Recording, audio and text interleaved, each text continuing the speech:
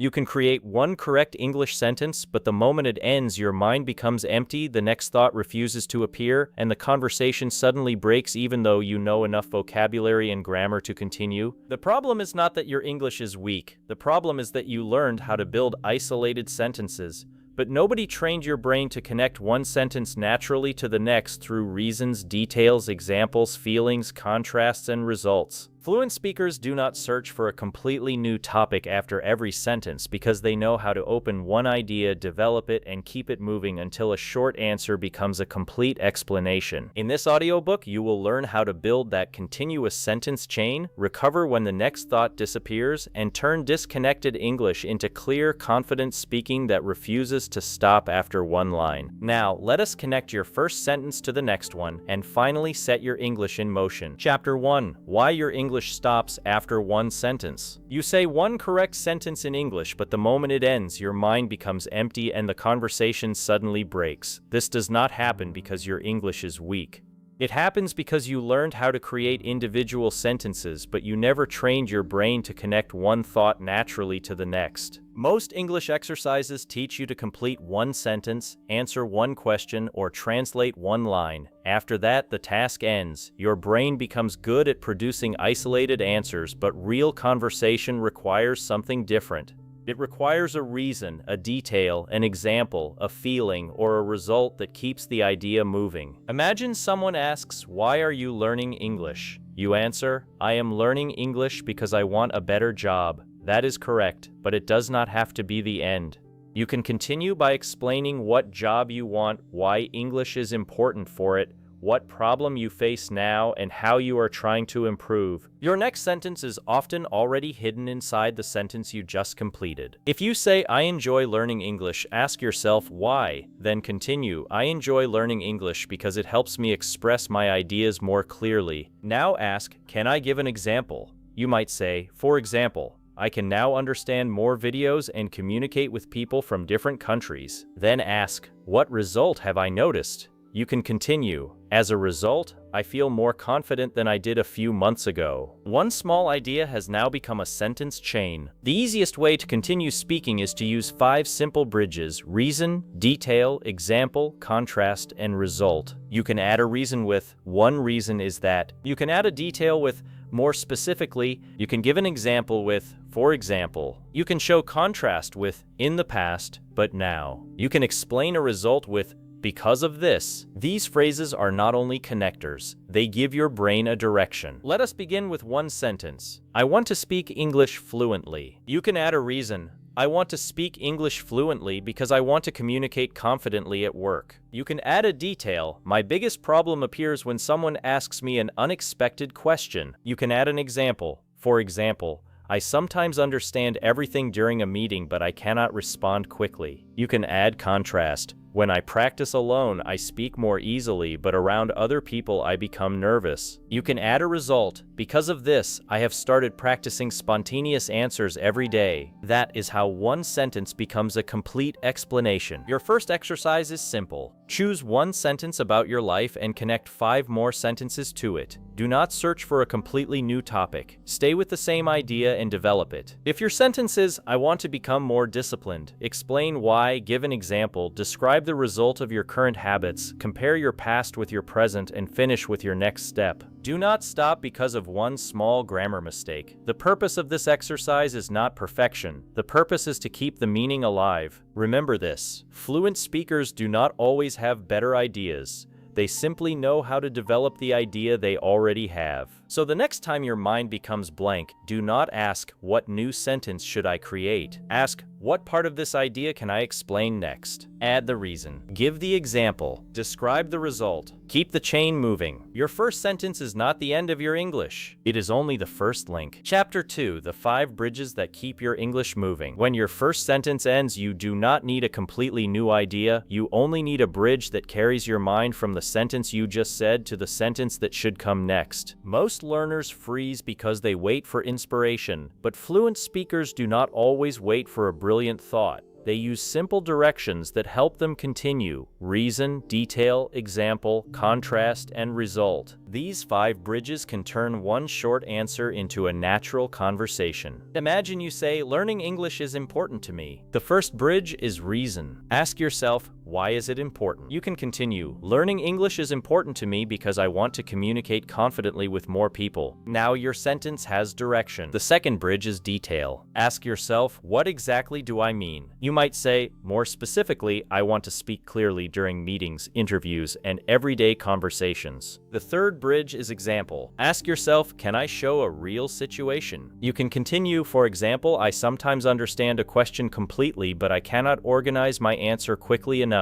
The fourth bridge is contrast. Ask yourself, what is different between two situations? You might say, when I practice alone, I speak comfortably, but when someone is waiting for my answer, I become nervous. The fifth bridge is result. Ask yourself, what happened because of this? You can continue, because of this, I have started practicing short answers aloud every day. Notice what happened. You began with one ordinary sentence, but the 5 bridges helped you create a complete explanation without changing the main topic. This is one of the most important speaking lessons you can learn. You do not become fluent by producing endless new ideas. You become fluent by developing one idea clearly. Let us try another example. Your first sentence is, I enjoy reading books. Add a reason.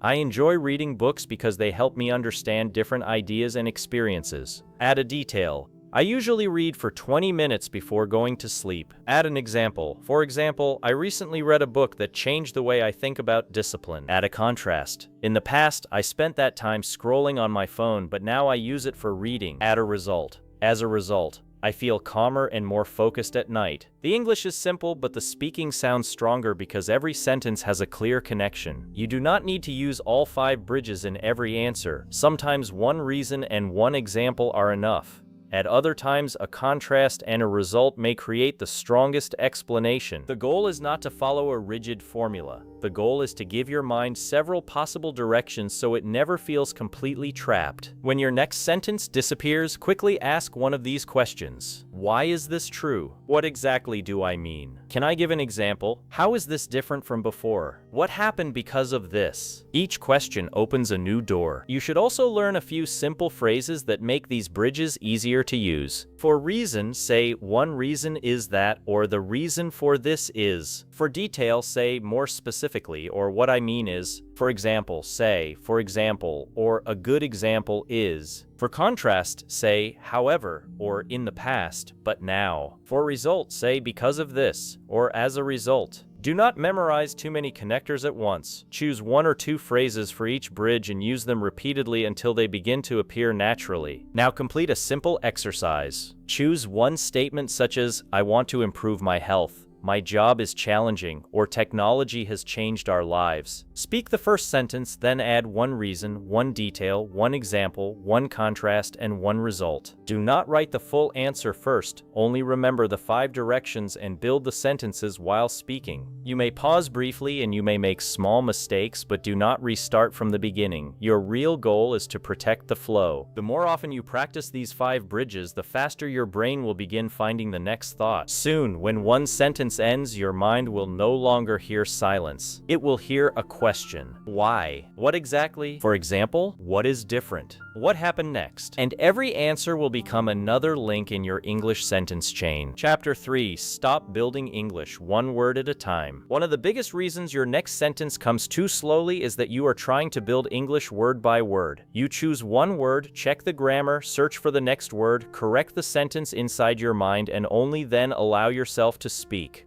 By the time the sentence is ready, the natural moment has already passed. This method feels careful, but it destroys flow. Fluent speakers do not usually construct every sentence from nothing. They use familiar thought patterns, common expressions, and complete language groups that already live inside their memory.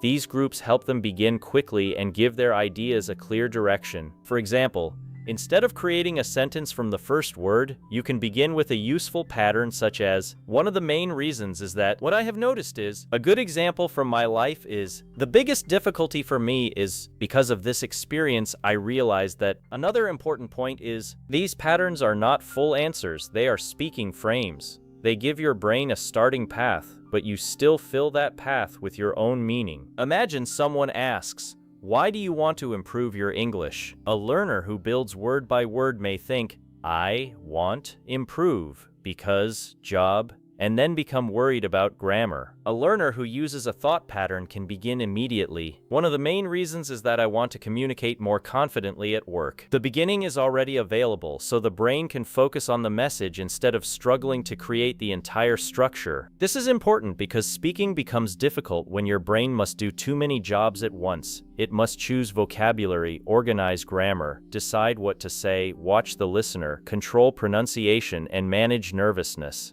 When you use familiar sentence patterns, you reduce the number of decisions and free more attention for meaning. Let us look at a simple answer. You may want to say, my English speaking is improving. Instead of stopping there, use a pattern. What I have noticed is that my English speaking is becoming more natural. Then continue with another pattern. One reason for this improvement is that I practice aloud every day. Then add an example. A good example is that I can now answer simple questions without translating every word first. Then describe a result. Because of this, I feel less nervous when someone speaks to me unexpectedly. The answer flows because every pattern creates space for the next idea. However, you must understand an important difference between useful patterns and memorized speeches. A memorized speech is fixed. You can repeat it only when the question matches perfectly, and if you forget one part, the whole answer may collapse. A flexible pattern is reusable.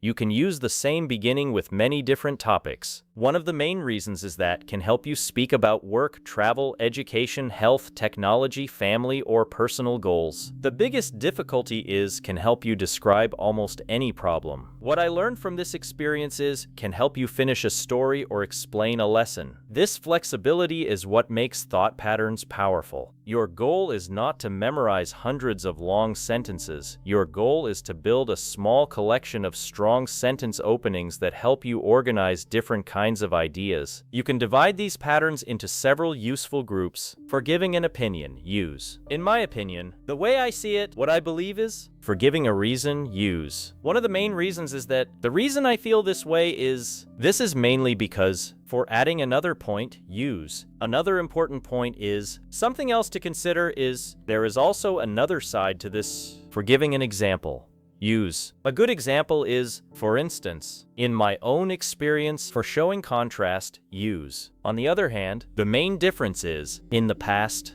but now. For explaining a result, use. Because of this, as a result, this has helped me. For ending an answer, use. What I learned is, for this reason, that is why I believe, you do not need to learn all of these at once. Choose a few that feel natural and repeat them until they become easy to retrieve. The best practice is not silent reading. You must say the patterns aloud with different ideas. Take the pattern. One of the main reasons is that, use it with 5 topics. One of the main reasons I enjoy reading is that it helps me relax. One of the main reasons I am learning English is that I want better opportunities. One of the main reasons exercise is important is that it improves both physical and mental health. One of the main reasons technology is useful is that it saves time. One of the main reasons people lose confidence is that they compare themselves too much. The pattern stays the same, but the meaning changes. This teaches your brain to use structure without sounding memorized. Another powerful technique is to learn language in chunks rather than single words. A chunk is a small group of words that commonly appears together, such as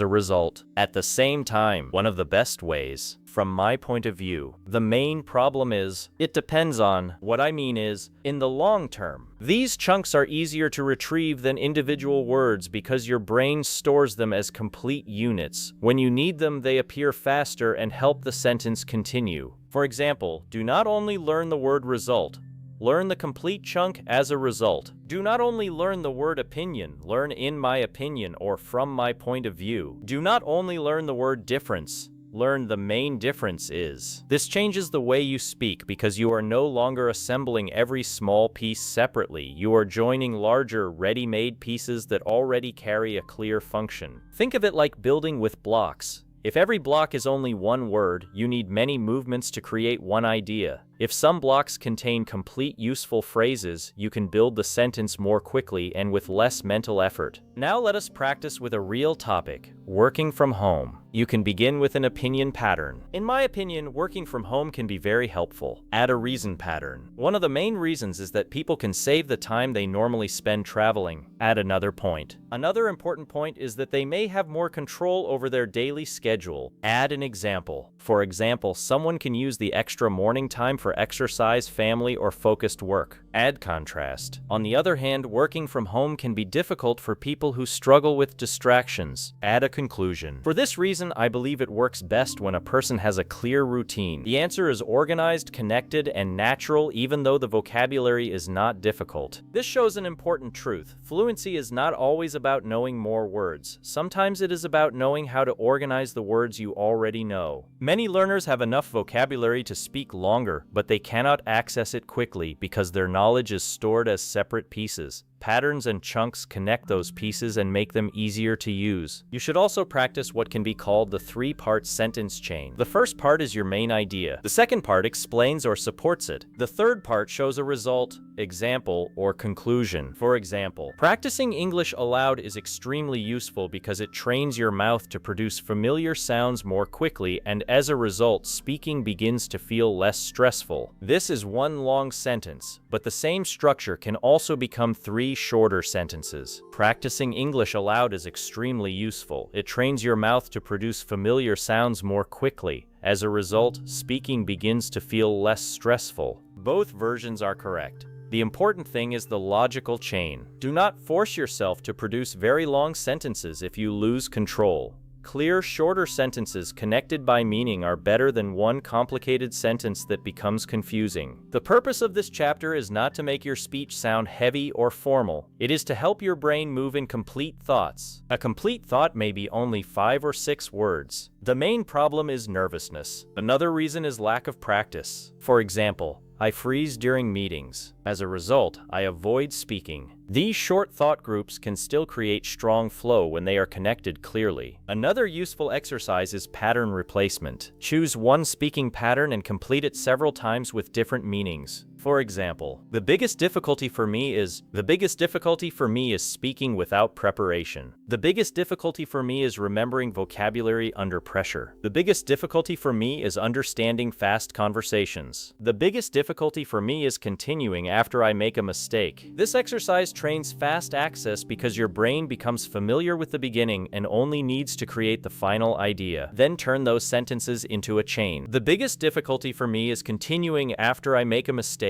When I notice an error, I begin thinking about it too much. As a result, I lose the next sentence. What I need to learn is how to correct myself calmly and keep speaking. Now the pattern has become real communication. You should also collect patterns from the English you hear, but do not copy only advanced expressions. Pay attention to simple phrases that speakers use again and again because these are often the most useful. When you hear a phrase such as, "the thing is," "what happened was," "the reason I say this is," or "the best part was," notice what job it performs.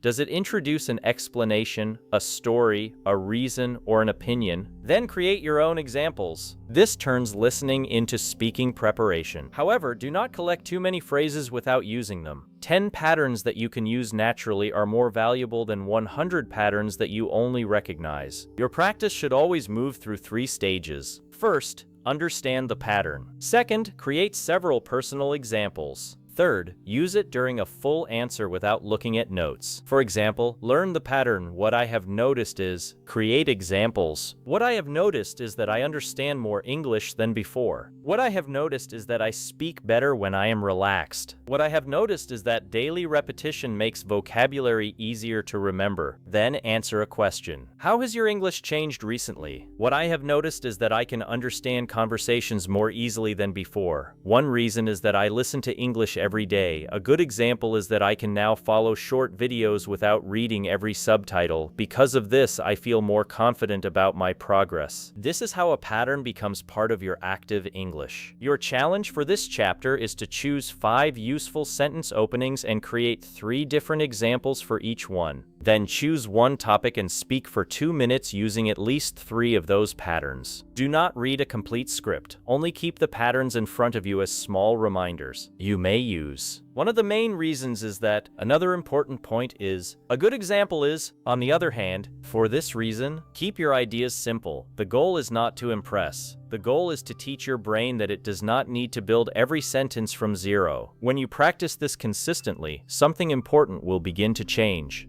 The beginning of your next sentence will start appearing before the previous sentence is completely finished. You will say one of the main reasons without searching. You will say, for example, and your brain will know it must find a specific situation. You will say because of this, and your mind will look for a result. The patterns will guide your thinking. Eventually, you will not notice them as techniques. They will simply become part of the way you organize English. That is when speaking begins to feel lighter. You are no longer carrying every word separately. You are moving through complete thoughts. And when your thoughts have a structure, your next sentence no longer feels like a new mountain to climb. It becomes the next natural step in the chain. Chapter 4. Turn one short answer into a powerful conversation. Most English learners believe fluent speakers know thousands of more words than they do. That is not always true. In many conversations, fluent speakers simply know how to develop one idea instead of abandoning it too quickly. They do not rush to find a new topic every 10 seconds. They stay with one idea, explore it from different angles, and allow it to grow naturally. This is one of the biggest differences between an intermediate learner and a confident speaker. An intermediate learner often answers questions like this: "What do you do in your free time?" "I like reading books." Then they stop. The answer is correct, but it leaves the conversation empty. The listener now has to work harder by asking another question because the speaker has already finished. A fluent speaker treats that first sentence as the beginning, not the ending. Instead of stopping, they naturally continue. "I like reading books because they help me relax after a busy day. Most of the books I read are about personal growth because I enjoy learning new ideas that I can use in my daily life. In fact, I recently finished a book that completely changed the way I think about discipline. Since then, I have started reading at least 20 minutes every evening, and it has become one of my favorite habits." Notice something important. The vocabulary is simple. The grammar is not extremely advanced. But the answer sounds fluent because every sentence grows naturally from the previous one. This chapter will teach you exactly how to do that. The first technique is called the expansion rule. Every time you answer a question, do not stop after giving the basic information. Expand your answer by asking yourself these 5 simple questions. Why? How? When? Can I give an example? What happened because of it? These 5 questions are enough to transform almost any short answer into a meaningful conversation. Imagine someone asks, "Why are you studying English?" Most learners answer, "Because I need it for work." That answer lasts 3 seconds. Now let's expand it. "I am studying English because I need it for work. My company has started working with international clients, and I often need to communicate with them during online meetings. At first, I felt nervous because I was afraid of making mistakes, but after practicing every day, I have become much more comfortable. My goal is to speak naturally without translating every sentence in my head. Nothing complicated was added, only simple expansion. That is the secret." Another mistake learners make is believing every sentence must introduce a completely new idea. It doesn't. In fact, changing topics too quickly often makes conversations feel unnatural. Imagine talking with a friend. If they say, "I love traveling," would you suddenly reply, "Pizza is delicious"? Of course not. Your brain naturally stays on the same subject.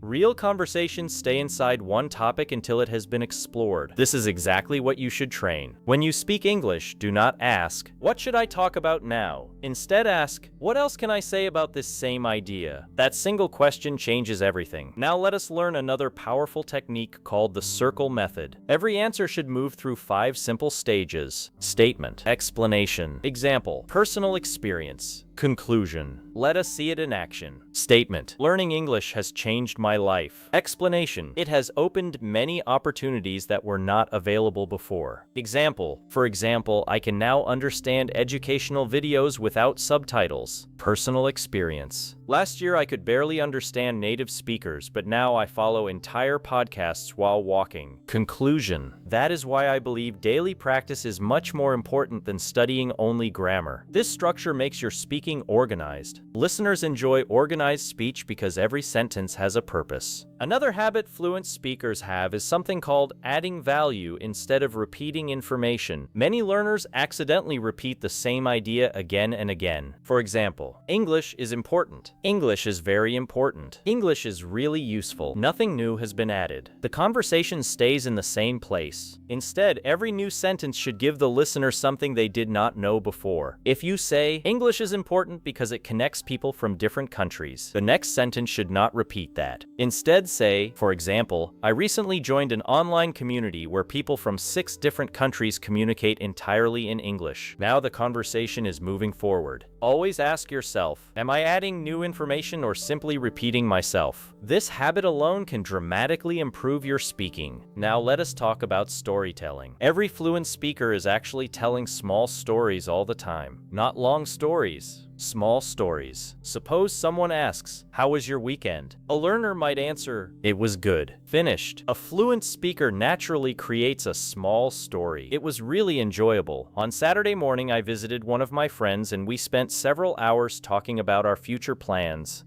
Later, we went to a small cafe, and while we were sitting there, we started discussing our English learning goals.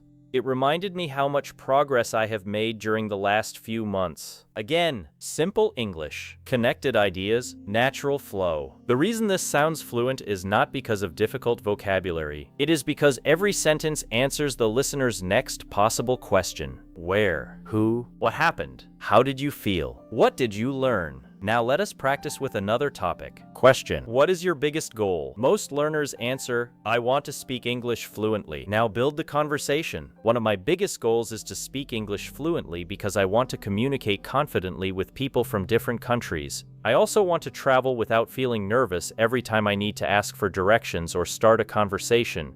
At the moment, I practice speaking every day, even if it is only for 15 minutes. I know progress takes time, but every week I notice that speaking becomes a little easier than before. That keeps me motivated to continue. Notice how one sentence became an entire conversation. That is exactly what fluent speakers do. Here is another exercise you should practice every day. Choose one simple question. Set a timer for 2 minutes. Your challenge is not to use advanced vocabulary. Your challenge is simply to keep talking without changing the main topic. Whenever you feel your mind becoming blank, ask yourself one of these questions. Why? How? Can I give an example? What happened next? How did I feel? What did I learn? Each question creates another sentence. Each sentence creates another connection. Each connection strengthens your speaking flow. At first, you may pause for several seconds before continuing. That is completely normal. Do not judge yourself. Do not restart. Simply choose another direction and continue speaking. Every successful continuation teaches your brain something extremely important. It teaches your brain that silence is not the only option. There is always another sentence waiting to be discovered. The more often you practice this skill, the faster your brain begins finding those hidden sentences automatically. Eventually, you will notice something remarkable. People will stop giving you one-word follow-up questions because your answers will already feel complete. Your conversations will become longer. Your confidence will become stronger. Most importantly, you will stop fearing the end of your first sentence because you will finally know how to build the second, the third, the fourth, until speaking English feels less like solving a difficult puzzle and more like sharing your thoughts naturally. That is the real purpose of building an English sentence chain. Not speaking more, but thinking more clearly in English, one connected idea at a time. Chapter 5. The Daily Sentence Chain Workout That Builds Real Speaking Flow. Knowing how to connect sentences is useful, but knowledge alone will not transform your speaking. You can understand every method in this audiobook and still become silent during a real conversation if you never train your brain to use those methods quickly. Continuous speaking is not created by understanding one lesson once. It is created by repeating the correct speaking process until your brain begins following that process automatically. This is why some learners can explain grammar rules perfectly but still struggle to speak. Their knowledge is stored inside the mind, but it has not been trained for immediate use.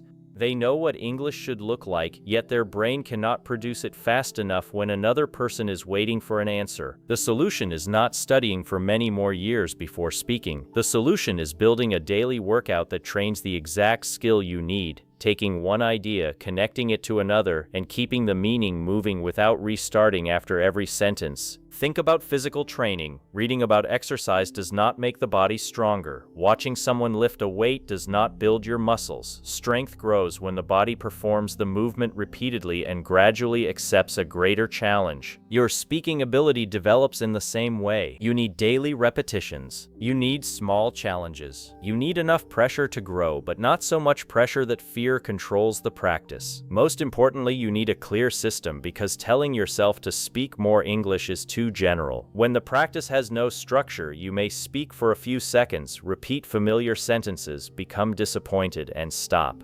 A strong routine gives your brain a specific task and helps you measure progress. The first part of your daily workout is called the 5-link chain. Choose one simple sentence about your life. It can be about your morning, your work, your family, your habits, your plans, or something you recently experienced. For example, I woke up earlier than usual today. That is your first link. Now add a reason. I woke up earlier than usual today because I wanted to finish an important task before breakfast. Then add a detail. The task was a report that I had delayed for several days. Then add a feeling. I felt slightly tired at first, but I was also relieved because I had finally started working on it. Then add a result. Because I completed it early, I felt more relaxed during the rest of the day. Then add a lesson or next step. This experience showed me that beginning early creates much less stress, so I want to repeat the same routine tomorrow. You began with one ordinary sentence, but you created a complete chain by moving through reason, detail, feeling, result, and lesson. The purpose of this exercise is not to sound impressive. The purpose is to train your mind to see that every simple statement contains several possible directions. At the beginning, practice only 5 additional sentences. Do not force yourself to speak for 10 minutes.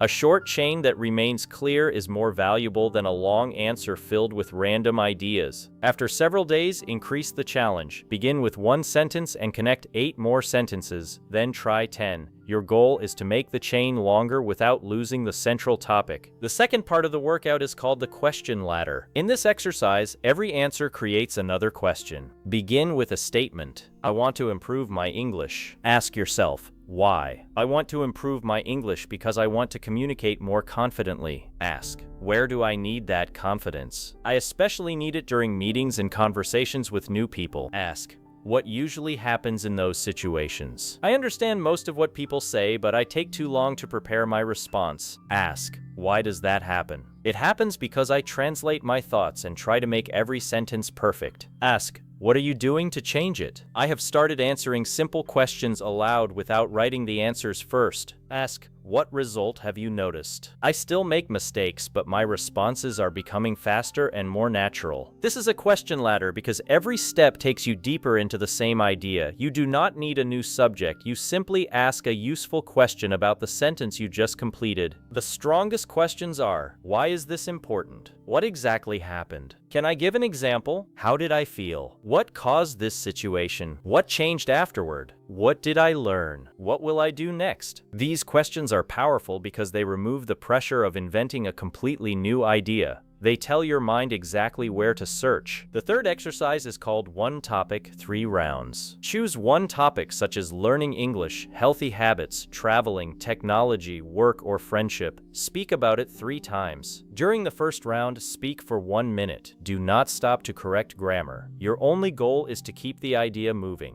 During the second round, speak about the same topic again, but improve the organization. Begin with one clear main point, give a reason, add an example, and explain a result. During the third round, speak again and try to make the connections smoother. Use phrases such as one reason is, for example, because of this, however, and what I learned is. Many learners believe repeating the same topic is boring, but this type of repetition is extremely valuable. During the first attempt, your brain is discovering the ideas. During the second attempt, it begins organizing them.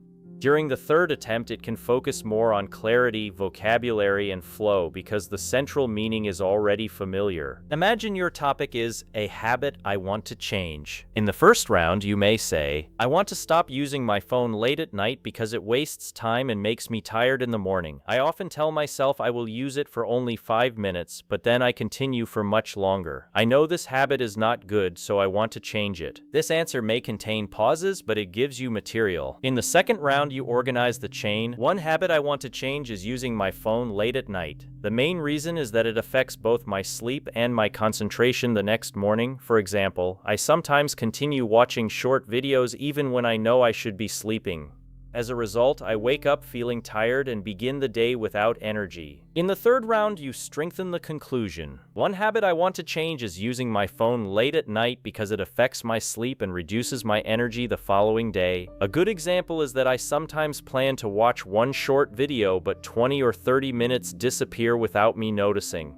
Because of this, I have decided to leave my phone away from the bed and read for a few minutes instead. I believe this small change will help me sleep earlier and begin the morning with a clearer mind. The third answer sounds stronger, not because you memorized it, but because repetition gave your thoughts a better shape. This teaches an important lesson. Repeating a speaking topic is not failure, it is training. The fourth part of your workout is the 2-minute no restart challenge. Set a timer for 2 minutes and answer one question aloud. You may pause briefly, correct yourself calmly, or change your sentence, but you are not allowed to stop the timer and restart from the beginning. This rule is important because many learners develop a harmful habit. They make one mistake, stop immediately, and begin the entire answer again. This may create a cleaner recording, but it does not prepare them for conversation because real conversations do not have a restart button. When you restart constantly, your brain learns that mistakes are emergencies. When you continue, your brain learns that mistakes are small events inside a larger message. Suppose you say, yesterday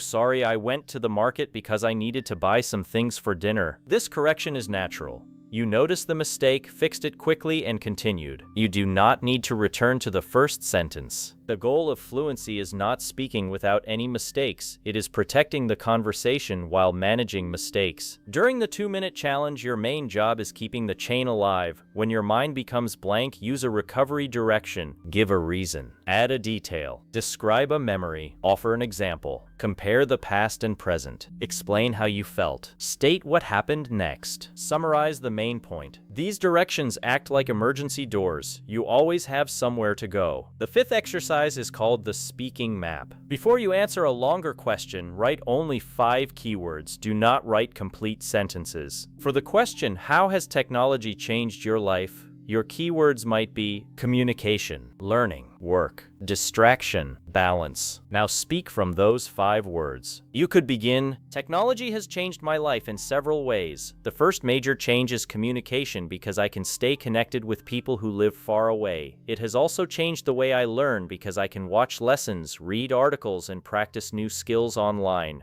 At work, technology helps me complete tasks more quickly, although it can also become distracting when I check my phone too often. For this reason, I am trying to use technology more intentionally and create a healthier balance. The keywords guide the answer without controlling every sentence. This is much better than writing a complete script because a full script can make you dependent on exact wording. If you forget one line, you may lose the entire answer. Keywords preserve freedom. They remind you of the direction while forcing your brain to create the language in real time. Begin with 5 keywords. Later, reduce them to 3. Eventually, try answering without any notes. The 6th exercise is the story chain. Stories are excellent for continuous speaking because they already contain a natural order. Something began, something happened, a problem appeared, a reaction followed, and the experience ended with a result or lesson. Choose a small event from your day. It does not need to be dramatic. You can tell a story about missing a bus, meeting an old friend, cooking a meal, receiving an unexpected phone call,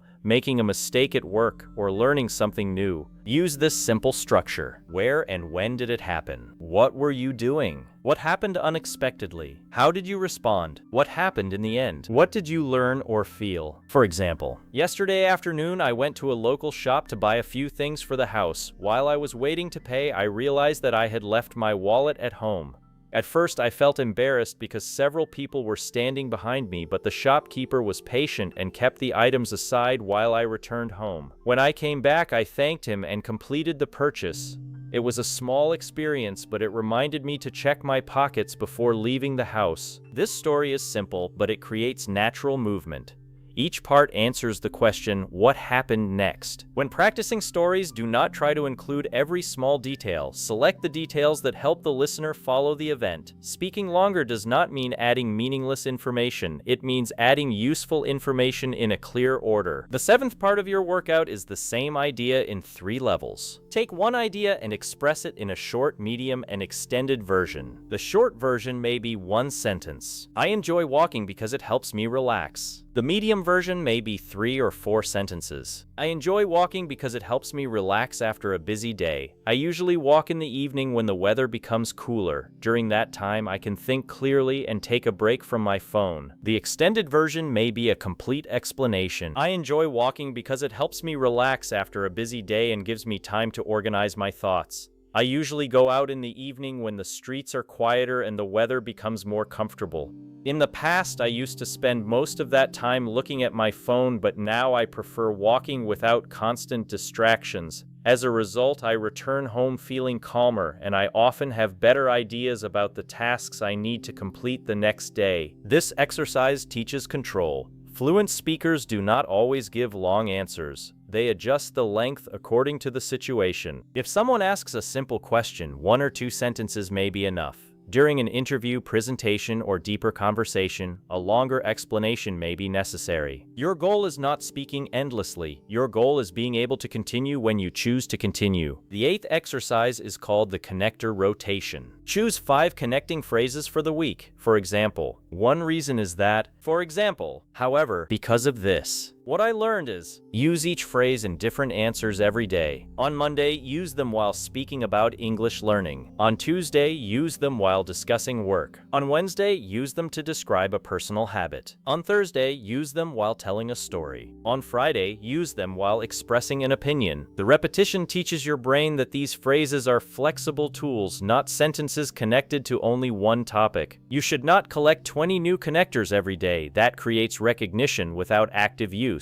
A smaller group used repeatedly becomes part of your natural speech. After 1 week, replace 1 or 2 phrases with new ones. Keep the phrases that already feel useful and slowly expand your collection. The 9th exercise is listen, pause, continue. Choose a short English video, podcast, or audiobook section. Listen to one speaker make a statement, then pause the audio before they continue. Imagine what the next sentence could be. For example, the speaker says, "Learning a language requires patience." Pause. You might continue. One reason is that progress does not always appear immediately. Then play the audio and compare your direction with the speaker's direction. Your sentence does not need to match theirs. The purpose is training prediction. You are teaching your brain to hear one sentence and automatically imagine what could logically follow it. Sometimes the speaker will add an example. Sometimes they will explain a reason, offer a contrast, tell a story, or describe a result. Over time, you will begin noticing these patterns in natural speech. This activity improves both listening and speaking because you are no longer listening passively. You are studying how ideas move. The 10th exercise is record, review, repair. Record yourself answering a question for 2 or 3 minutes, then listen to the recording once. Do not criticize your voice or accent. Focus on the chain. Ask 3 questions. Where did the flow become weak? Where did I repeat the same idea without adding anything? Where could I have used a clearer bridge? Suppose you hear yourself say, "I like learning English because it is important. English is very important for me. It is useful and important in many ways." The grammar may be correct, but the chain is not developing. You are repeating the main idea. Repair it. I like learning English because it helps me communicate with more people. For example, I can now understand international videos and participate in online discussions. Because of this, I feel more independent when I need information. Now the chain adds new meaning. Recording shows you patterns that are difficult to notice while speaking. Perhaps you use "and then" too often. Perhaps you give opinions without examples. Perhaps your stories contain details but no conclusion. Perhaps you stop after stating the main point. Choose only one weakness to improve during the next recording. Trying to correct pronunciation, grammar, vocabulary, speed, structure, and confidence at the same time creates too much pressure. Focused improvement is more effective. One day, work on adding examples. The next day, practice clearer results. Another day, focus on using contrast. Small improvements eventually create strong speaking habits. You should also understand how long the daily workout needs to be. You do not need 2 hours. A focused 15 or 20-minute session can produce meaningful progress when it trains connected speech. A simple daily routine might look like this. Begin with 2 minutes of speaking about your day. Complete one 5-link chain. Practice one topic in 3 rounds. Do one 2-minute no restart challenge. Listen to the recording and repair one weak connection. This routine is short enough to repeat consistently and focused enough to train the correct skill. Consistency matters more than one extremely long session followed by several days of silence. 10 minutes every day teaches your brain to expect English regularly. 2 hours once a week may feel productive, but the long gap allows hesitation to return. Your brain changes through frequent contact. There will be days when your English feels strong and the next sentence appears quickly.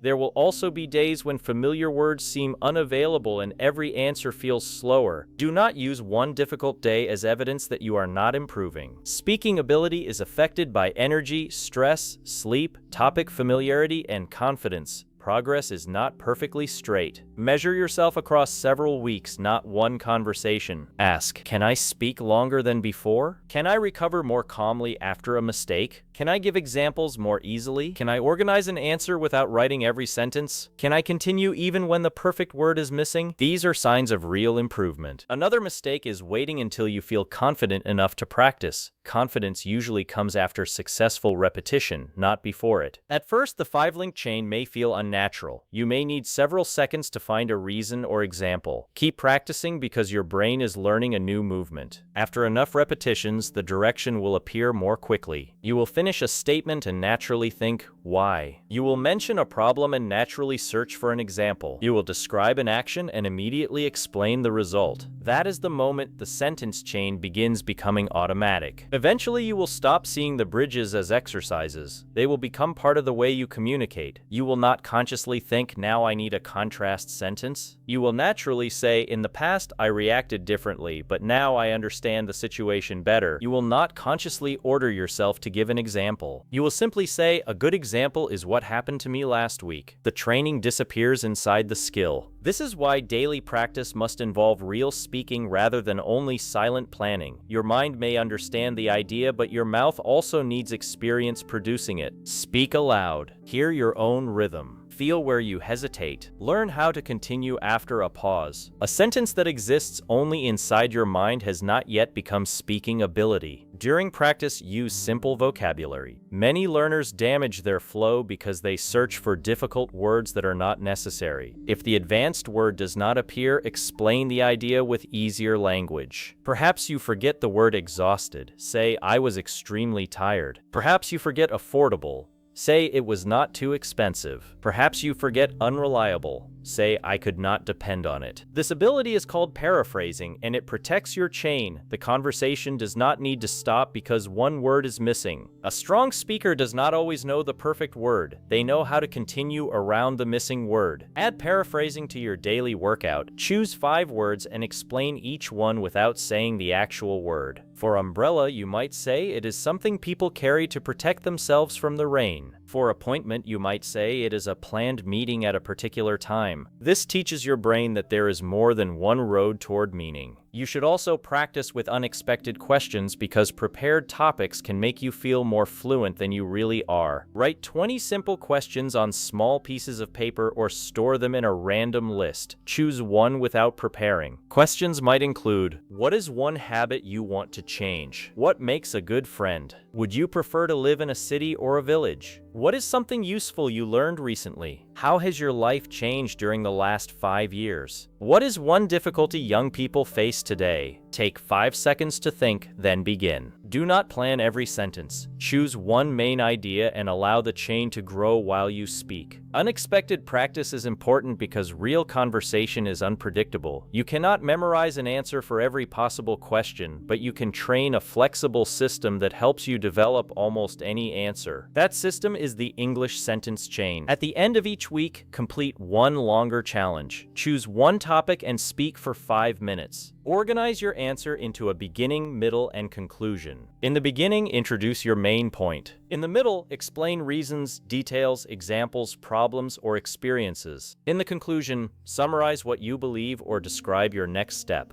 Do not expect the first 5-minute answer to be perfect. You may repeat yourself or lose direction. That is useful information. Listen to the recording, identify the weakest section, and repeat the topic the next day. Your second attempt will usually be clearer because the first attempt showed your brain where the missing links were. This is how the workout creates progress. It reveals weakness, gives you a method to repair it, and allows you to practice the improved version. You are not simply talking for a long time. You are training control. You are learning to begin, develop, recover, and finish. You are teaching your brain that one sentence always has another possible direction. Remember that your daily workout should challenge you, but it should not become a performance. You are allowed to make mistakes, pause, simplify your language, and try again after completing the answer. Do not attack yourself while speaking. Self-criticism consumes the attention you need for communication. If you make a mistake, correct it briefly when necessary and keep moving. If you lose the word, explain it differently. If you forget your direction, return to the main idea and add a reason or example. If the chain breaks, reconnect it. That is the real skill. After several weeks of this training, you may notice that your answers are becoming longer without effort. You may begin adding examples before someone asks. You may explain your feelings more clearly. You may tell stories with a more natural order.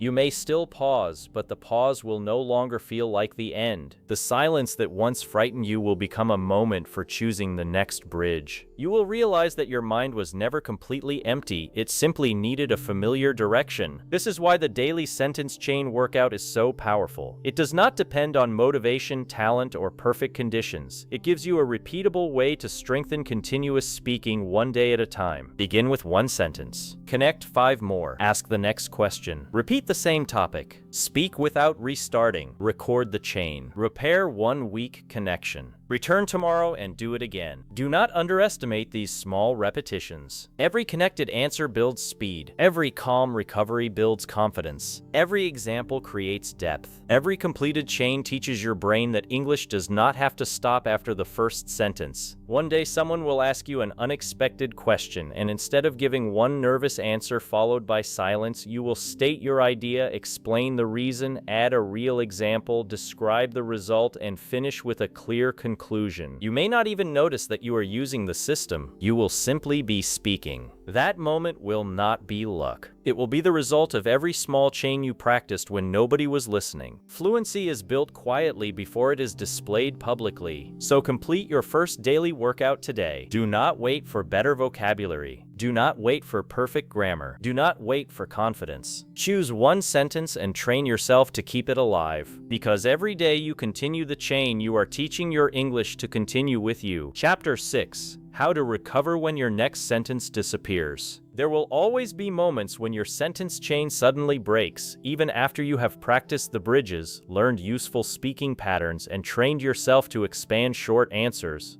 You may begin confidently, explain your first point clearly, and then unexpectedly lose the word, forget the direction, or feel as though every idea has disappeared from your mind.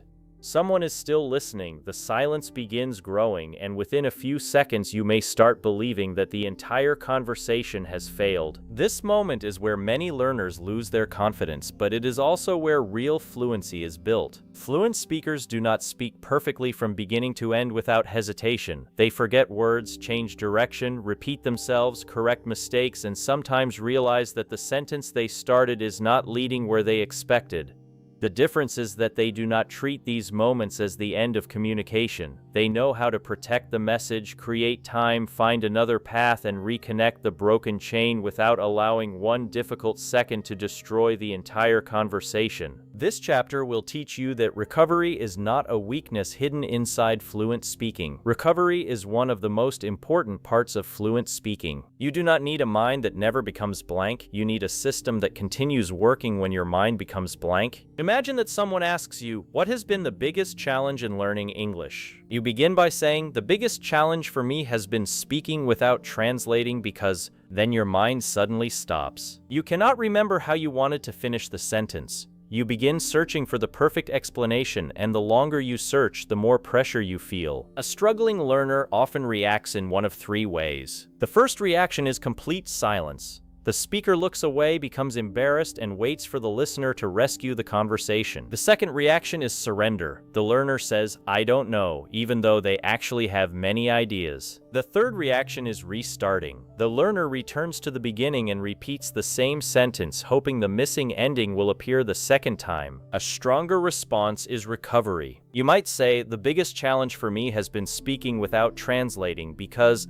Let me explain that more clearly. I usually know the general idea, but I try to build the perfect English sentence before I begin speaking. The phrase "let me explain that more clearly" gives your mind a few extra seconds, releases you from the unfinished structure, and allows you to continue with simpler language. Nothing terrible happened. The listener still understood you. The chain did not end. It simply changed direction. The first recovery skill you must learn is called returning to the main point. When you lose the next sentence, return to the central idea instead of desperately searching for the exact words you originally planned. Suppose you are explaining why daily speaking practice is important. You say, "Daily speaking practice is important because it helps your brain," then the next thought disappears. Do not remain trapped inside the unfinished sentence. Return to the main point. What I mean is that daily speaking makes English easier to access when you need it. You have said the same central idea in a different structure, and now you have a fresh path. You can continue. When you practice regularly, common words and sentence patterns begin appearing more quickly. As a result, you spend less time translating and more time communicating. Returning to the main point is powerful because it removes the pressure of remembering one exact sentence. Your goal is not reproducing the perfect wording. Your goal is delivering the meaning. Meaning can travel through many sentences. If one road closes, choose another one. This is one of the most important differences between memorized English and flexible English. Memorized English often depends on one exact sequence of words. When one word disappears, the speaker loses the entire answer. Flexible English depends on meaning. When one phrase disappears, the speaker finds another way to communicate the same idea. You must therefore stop asking, "What was the exact sentence I wanted to say?" Ask, "What was the meaning I wanted the listener to understand?" The sentence can change. The meaning must survive. The second recovery skill is called rephrasing the last sentence. Sometimes the next idea does not appear because the previous sentence was too complicated. You may have started using a structure that is difficult to finish, or you may have chosen vocabulary that you cannot control confidently. In that situation, do not force the complicated sentence to continue. Express the idea again using simpler English. Imagine you say, "The development of modern communication technology has caused individuals to become increasingly..." You suddenly lose the word. Instead of fighting with the sentence, step back. In simpler words, technology has changed the way people communicate. Now the idea is clear and the chain can continue. People can contact each other instantly, even when they live in different countries. However, constant online communication can also reduce the quality of face-to-face conversations. The simpler sentence saved the message. Many learners believe that changing to easier language makes them sound less intelligent. The opposite is often true. A person who can simplify a difficult idea usually sounds clearer, calmer, and more confident than someone who remains trapped inside one advanced sentence. Good communication is not the ability to use the most difficult words available. Good communication is the ability to make meaning easy to follow. Use recovery phrases such as, "Let me say that in a simpler way. What I mean is..." In other words, to explain it more clearly, the main point is... These phrases create a natural bridge from a broken sentence to a clearer one. Practice them until they feel normal because you should not be searching for a recovery phrase during the exact moment you need it. It must already be familiar enough to appear automatically. Take one complicated sentence and practice simplifying it. For example, procrastination creates a significant negative impact on personal productivity. Simplify it. In simpler words, delaying important work makes it harder to get things done. Then continue. When people postpone a task, it often becomes more stressful than it was at the beginning. Because of this, starting with one small action can be more useful than waiting for motivation. You have not lost the meaning. You have made it stronger. The third recovery skill is called using a real example. When your mind loses an explanation, search for a real situation instead. Abstract ideas are often difficult to continue because they require careful organization, while examples give your mind something visible and specific to describe. Suppose you are discussing confidence. You say confidence is important because it allows people to, then you become stuck. Move into an example. For example, imagine two people who have the same English level during a job interview. One person is afraid of every mistake, so their answers become extremely short. The other person accepts that small mistakes may happen and continues explaining their experience.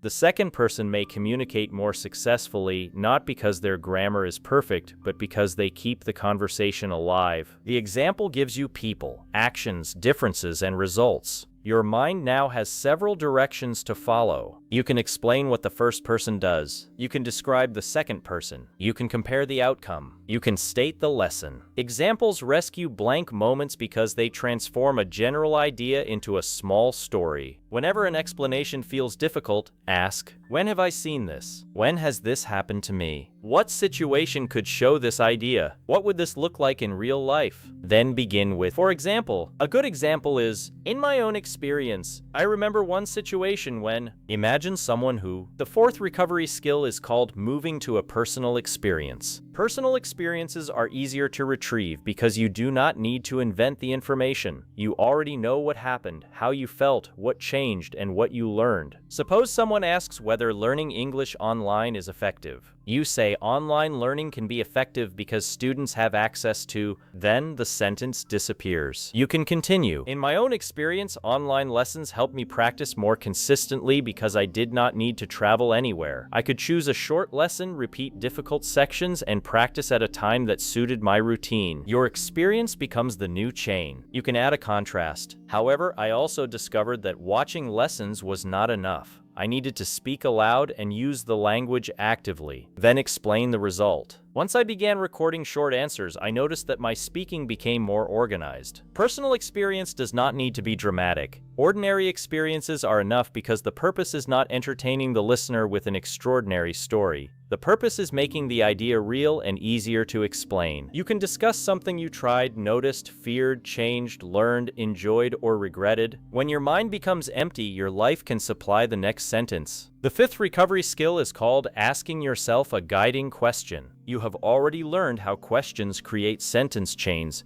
but they are especially useful when the chain breaks. Imagine you are speaking about living in a large city. You say living in a large city has several advantages, especially, then you lose the next point. Ask yourself silently, what is one advantage? You answer, one advantage is access to more job opportunities. Now ask, why does that matter? It matters because people can explore different careers without needing to move far away. Ask, is there a disadvantage? However, large cities can also be stressful because of traffic, noise, and higher living costs. Ask, what do I personally prefer? For this reason, I would prefer to live near a city rather than directly in the busiest part. Guiding questions move your attention away from panic and toward meaning. Panic says, I cannot speak. A guiding question says, what is one advantage? The first thought is emotional and unhelpful. The second thought gives your brain a task. During practice, learn to use simple internal questions. Why? How? What happened? What is an example? What is the opposite side? How did I feel? What changed? What will happen next? What is the main lesson? You do not need to ask all of them. One useful question can restart the chain. The sixth recovery skill is called comparing two sides. Contrast is one of the easiest ways to continue because every subject usually contains at least two sides, past and present, advantage and disadvantage, easy and difficult, expectation and reality, one person and another person, or one choice and another. Suppose you are speaking about studying alone. You say studying alone can be helpful because then your mind becomes blank. Move into contrast. Studying alone gives you more control over your pace, but studying with other people can provide motivation and new ideas. Now you have two sides to explain. You can continue. When I study alone, I can spend more time on the areas I find difficult. However, when I practice with another person, I receive immediate feedback and feel more responsible for completing the task. Contrast creates content because you no longer need one perfect answer. You can explore how two things are different. Useful contrast phrases include, on the other hand, however, in the past, but now. One difference is, although this is helpful, at the same time. The advantage is, while the disadvantage is, do not use contrast only to sound advanced. Use it when it genuinely gives the listener another useful side of the idea. The seventh recovery skill is called explaining the result. If you describe an action or situation but do not know how to continue, explain what happened because of it. Suppose you say, I started waking up 30 minutes earlier. Now your mind becomes empty. Ask, what happened because of this? You can say, as a result, I have more time to prepare for the day without feeling rushed. I can eat breakfast calmly, review my priorities, and begin work with a clearer mind. Then explain a deeper result. Because my mornings are less stressful, I also feel more focused during the first part of the day. Actions create results. Problems create effects. Decisions create changes. Habits create consequences. If your next sentence disappears, search for the result. The eighth recovery skill is called describing what happened next. This is especially useful during stories. A learner may begin a story clearly but lose direction because they become worried about grammar or spend too much time describing one detail. When this happens, return to the sequence. Ask, what happened next? Suppose you are telling a story about missing an important meeting. You say, last Monday I left home earlier than usual because I had an important meeting, but when I reached the bus stop, you forget the planned sentence. Continue with the sequence. What happened next was that I realized I had left an important document at home. Then continue. I had to decide whether to return for it or go directly to the office. I chose to go back, but that caused another delay. In the end, I called my colleague, explained the situation, and joined the meeting online while I was traveling. The story survives because you followed the events rather than searching for elegant language. During storytelling, use simple time bridges. At first, after that, a few minutes later. While this was happening, then I realized, in the end, looking back. These expressions create order and give your mind a clear next step. The ninth recovery skill is called summarizing before continuing. Sometimes you lose the chain because you have already mentioned several ideas and no longer know which direction to follow. Instead of adding more information immediately, summarize what you have said. For example, so the main difficulty is not understanding English. The real difficulty is responding quickly under pressure. That summary gives both you and the listener a clear center. Now you can continue. This is why speaking practice must include unexpected questions rather than only prepared answers. Summarizing is not repeating without purpose. It organizes the message and prepares the next section. Useful phrases include, so the main point is, to summarize this idea, what all of this means is, the most important thing to understand is, this brings us back to, a summary can repair a conversation that has become unclear. It can also help you finish an answer confidently when you do not have another new point. You do not always need to continue for several more minutes. Sometimes the best recovery is a clear conclusion. The 10th recovery skill is called using thinking phrases naturally. When native or fluent speakers need time, they often use small phrases that show they are still thinking. These phrases prevent silence from feeling like the end of the conversation. Useful expressions include, that is an interesting question. Let me think about that for a moment. I have never considered it that way, but the first thing that comes to mind is, there are several ways to answer that. I would say the main reason is, from my experience, to be honest, these phrases can give your brain a few extra seconds, but they should lead into a real answer. Do not repeat them constantly. Do not use several thinking phrases before saying anything meaningful. For example, this sounds weak. Well, actually, I think, maybe, to be honest, the listener is waiting, but the message has not started. A stronger version is, that is an interesting question. I would say the main reason is lack of consistent practice. The thinking phrase creates time and the next sentence delivers value. The purpose is not filling every second with sound. The purpose is protecting the flow while your mind organizes the next idea. The 11th recovery skill is called replacing the missing word. One missing word can destroy an entire answer when you believe there is only one correct way to express the idea. Suppose you want to describe a person as reliable, but the word does not appear. Do not stop. Say, he is someone you can depend on. Suppose you forget the word exhausted. Say, I was so tired that I could hardly continue working. Suppose you forget the word crowded. Say, there were so many people that it was difficult to move. Suppose you forget convenient. Say, it was easy to use and saved a lot of time. This skill is called paraphrasing. Paraphrasing is not a second-class solution used only by learners. It is a central communication skill.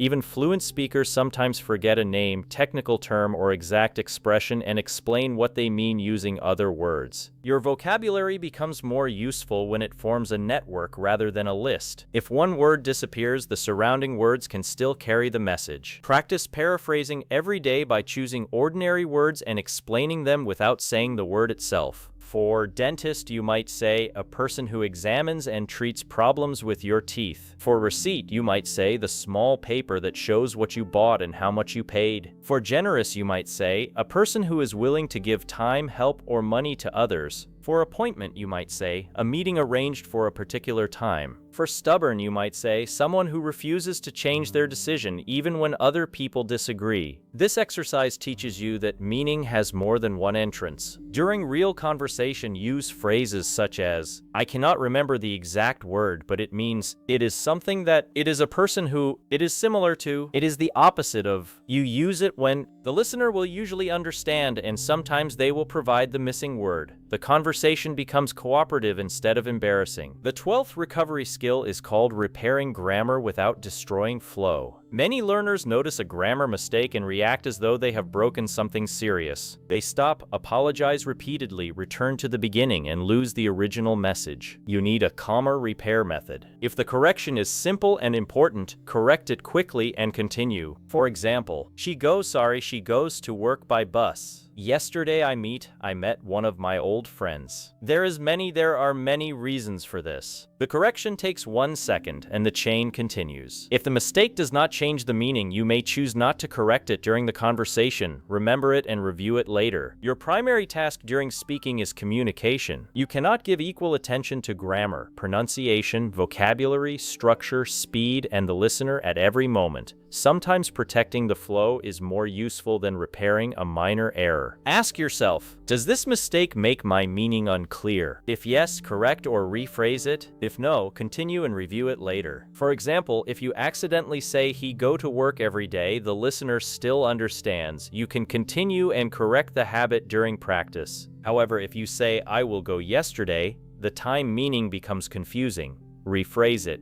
I went yesterday. Calm correction shows control. Panic creates a larger problem than the original mistake. The 13th recovery skill is called using the listener's words. Conversation is not a speech delivered in isolation. The other person gives you ideas, vocabulary, and directions. If you are unsure how to continue, connect your answer to something the listener just said. Suppose someone says, I think learning English through films is very effective. You might respond, yes, films can be very effective, especially because they show how expressions are used in real situations. At the same time, I think learners need to repeat and use those expressions instead of only watching passively. You use the listener's idea as the first link in your chain. If someone asks, do you prefer working from home or working in an office? You can begin by using their exact contrast. I prefer working from home in some situations, but I also understand the advantages of working in an office. Now develop each side. During a conversation, listen for important words in the other person's sentence. Use one of those words to begin your response. This reduces the pressure of creating a completely new starting point. It also makes you sound engaged because your answer is connected to what the other person actually said. The 14th recovery skill is called turning the conversation back with a question. Sometimes you have completed your point and genuinely do not have another sentence to add.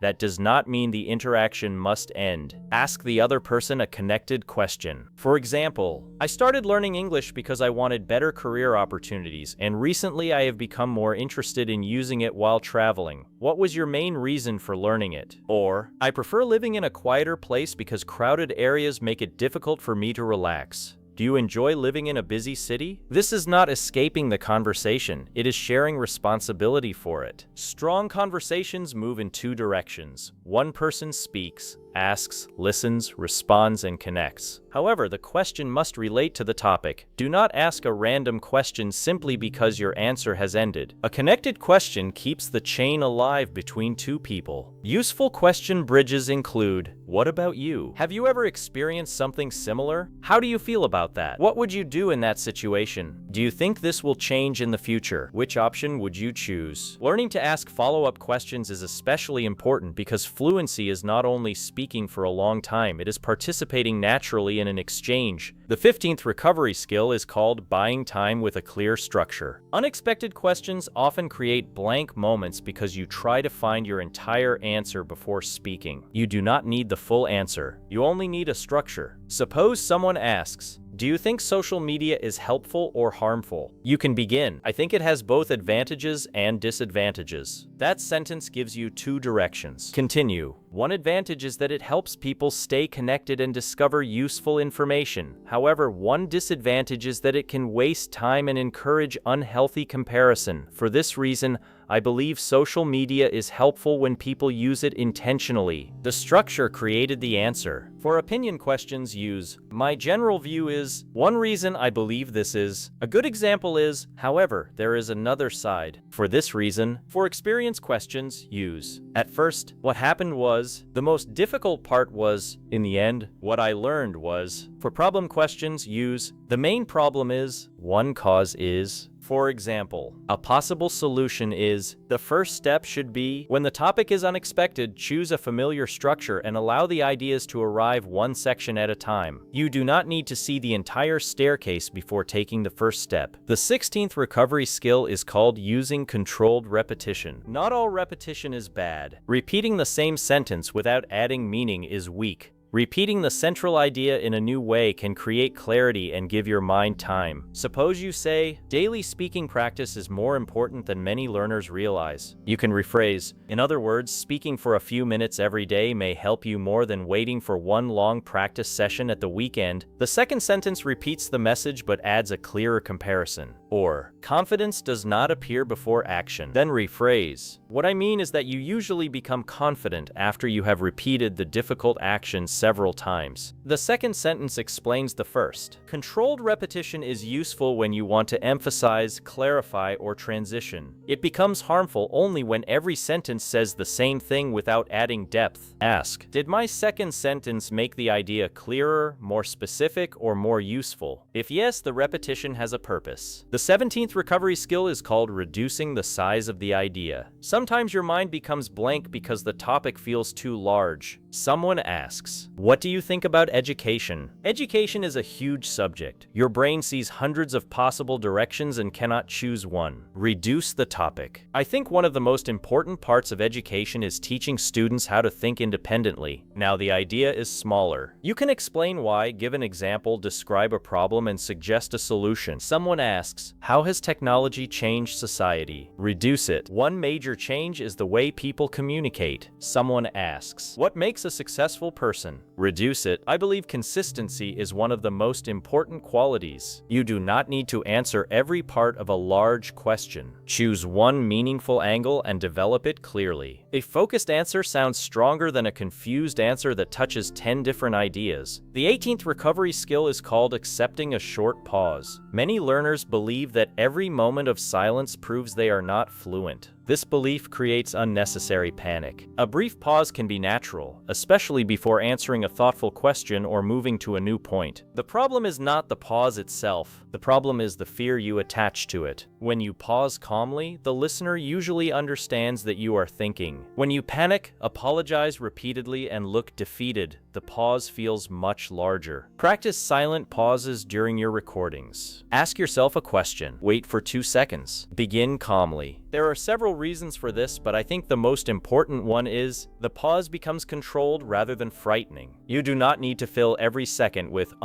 or repeated words. Sometimes silence is cleaner. The goal is not maximum speed. The goal is steady communication. A person who speaks slightly slower but organizes ideas clearly often sounds more confident than someone who speaks quickly and loses direction. Give your mind permission to think. The 19th recovery skill is called separating the mistake from your identity. This may sound psychological, but it has a direct effect on speaking. Many learners make one mistake and immediately think, "My English is terrible. I will never become fluent. Everyone can see that I am weak. I should stop speaking." These thoughts do not describe the sentence, they attack the speaker. A mistake is one event. It is not your identity. You may forget one word and still communicate well. You may use the wrong tense and still tell a meaningful story. You may pause for 5 seconds and still complete a strong answer. Recovery becomes easier when you stop turning one imperfect moment into a judgment about your entire ability. Instead of saying, "I failed," say, "I lost one link," then reconnect it. Instead of saying, "I cannot speak English," say, "I need a simpler way to explain this idea." Instead of saying, "My mind is empty," say, "I need to choose a bridge." Your internal language controls your reaction. A calm instruction helps you continue. A harsh judgment makes the blank moment deeper. The 20th recovery skill is called practicing imperfect continuation. Many learners practice only under comfortable conditions. They choose an easy topic, prepare their sentences, and restart whenever the answer becomes messy. This creates the appearance of fluency but does not build recovery. You must sometimes practice continuing through imperfection. Choose a random question. Give yourself 5 seconds to think. Begin speaking for 3 minutes. You are not allowed to restart. If you forget a word, paraphrase it. If your sentence becomes too complicated, simplify it. If you lose the direction, summarize the main point. If you finish one idea too early, add an example or contrast. If you make a grammar mistake, correct it briefly or continue. The goal is not producing your best English. The goal is proving that imperfect English can continue. This exercise changes your relationship with mistakes because you begin seeing them as small obstacles rather than walls. You may listen to the recording afterward and notice several problems. That is useful. Choose 1 or 2 to improve during the next attempt. Do not use the recording to punish yourself. Use it to discover which recovery skill you need most. Perhaps you freeze whenever a specific word disappears.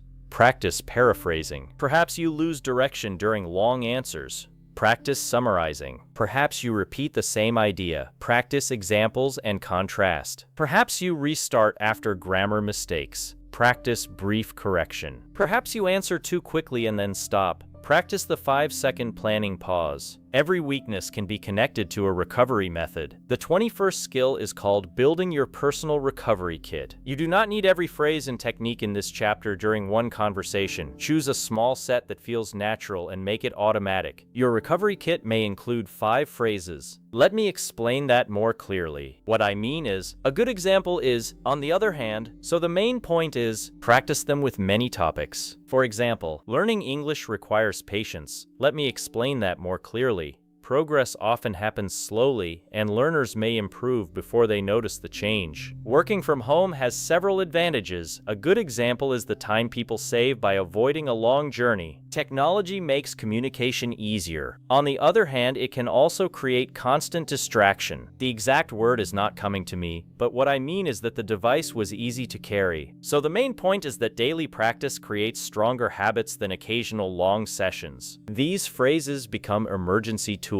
When your chain weakens, one of them helps you reconnect. Add 2 paraphrasing structures. It is something that. It is similar to add 2 thinking phrases. The first thing that comes to mind is, there are several ways to answer that. Add 2 conclusion phrases. For this reason, what I learned from this is, you now have a compact system that can support opinions, stories, explanations, and unexpected questions. The 22nd recovery skill is called learning to finish strongly. Sometimes your next sentence does not appear because the answer is already complete. You continue searching because you believe fluent speaking must always be long. Fluency also includes recognizing when to finish. If you have stated the idea, explained it, given an example, and described the result, result, you may only need a conclusion. Suppose you say, I started reading every night because I wanted to reduce the time I spent on my phone. At first, reading felt difficult because I was used to constant short videos, but after a few weeks I began enjoying the quiet routine. Now I sleep earlier and feel calmer before bed. The answer is already clear. Finish. For this reason, reading has become one of the most valuable habits in my evening routine. A clear ending protects the answer from becoming repetitive. Useful endings include, that is why this matters to me. For this reason, I believe it is the better choice. What I learned is that small changes can create powerful results. Overall, the experience was difficult but valuable. So even though the situation was challenging, I am grateful for what it taught me. Do not continue only because you are afraid of silence. Finish the thought and allow the other person to respond. A conversation is not successful because one person never stops speaking. It is successful because ideas move clearly between people. Now let us bring all these recovery skills together through one complete example. Question: do you think people should change careers if they are unhappy? You begin. I think people should consider changing careers if they are deeply unhappy because your mind becomes blank. Use a thinking phrase. There are several ways to look at this, but I think the first step is understanding the real reason for the unhappiness. Add detail. Sometimes the problem is not the career itself. It may be the workplace, the manager, the schedule, or the lack of growth. Add an example. For example, someone may believe they hate teaching when the real problem is that they are working in an unhealthy environment. Add contrast. On the other hand, if a person has felt disconnected from the work for many years and has a realistic plan for another direction,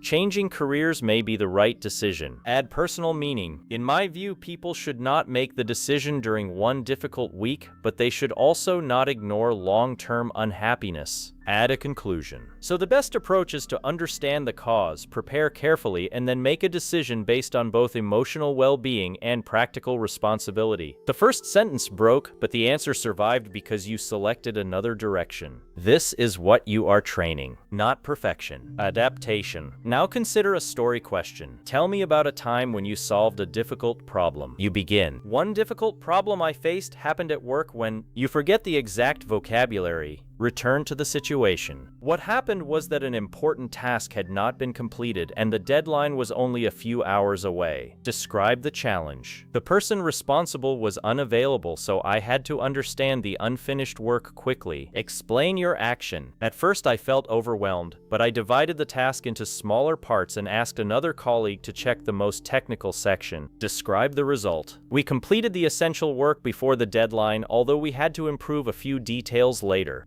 State the lesson. What I learned is that staying calm and organizing the problem is usually more helpful than reacting emotionally. Again, the chain recovered because the meaning mattered more than the exact original sentence. Now consider an opinion question. Is it better to learn English alone or with a teacher? You begin. I believe both methods can be useful, but your next point disappears. Choose contrast. Studying alone gives learners more freedom because they can choose their schedule and repeat difficult material. However, a teacher can provide correction, structure, and guidance that may be difficult to create independently. Add personal experience. In my own experience, self-study works well for listening and vocabulary, but speaking improves faster when another person responds and gives feedback. Finish. For this reason, I think the strongest method is combining independent practice with regular interaction. You did not need advanced language. You needed a clear recovery path. Your daily recovery practice should include 3 parts. First, deliberately stop yourself in the middle of a sentence and practice changing direction. Begin. One of the biggest advantages of exercise is that it helps people pause, recover. What I mean is that regular exercise can improve both physical energy and mental well-being. Second, practice forgetting a word on purpose. Choose a word such as microwave and explain it without using the word. It is a kitchen machine that heats food very quickly. Third, practice answering unexpected questions without restarting. Ask, what would you change about your hometown? Begin, continue, recover, and finish. These exercises may feel unusual, but they prepare you for real conversation because they teach your brain that difficulty does not require surrender. A useful weekly challenge is the broken chain drill. Record yourself speaking about one topic for 5 minutes. During the answer, create 5 deliberate interruptions. At the first interruption, rephrase. At the second second, give an example. At the third, use contrast. At the fourth, paraphrase a missing word. At the fifth, summarize and conclude. For example, while speaking about healthy routines, you may say, "A healthy morning routine is helpful because it creates..." Let me explain that differently. It gives the day a calmer and more organized beginning. Later, one habit that has helped me is preparing everything at night. For example, I choose my clothes, organize my desk, and write down the first task I need to complete. Later, waking up early can create extra time. However, it is not helpful if a person sleeps too late and becomes exhausted. Later, I use a small container. The exact word is not coming to me, but it is something that keeps my breakfast fresh until morning. Finally, so the main point is that a useful routine should make life easier, not create another source of pressure. The drill teaches several recovery paths instead of allowing your brain to depend on only one. You should also practice recovery with another person when possible. Ask them to interrupt you with follow-up questions. Ask them to change the direction slightly. Ask them to request clarification. For example, you say, "I think social media affects confidence." They ask, "What do you mean by confidence?" Now you must clarify.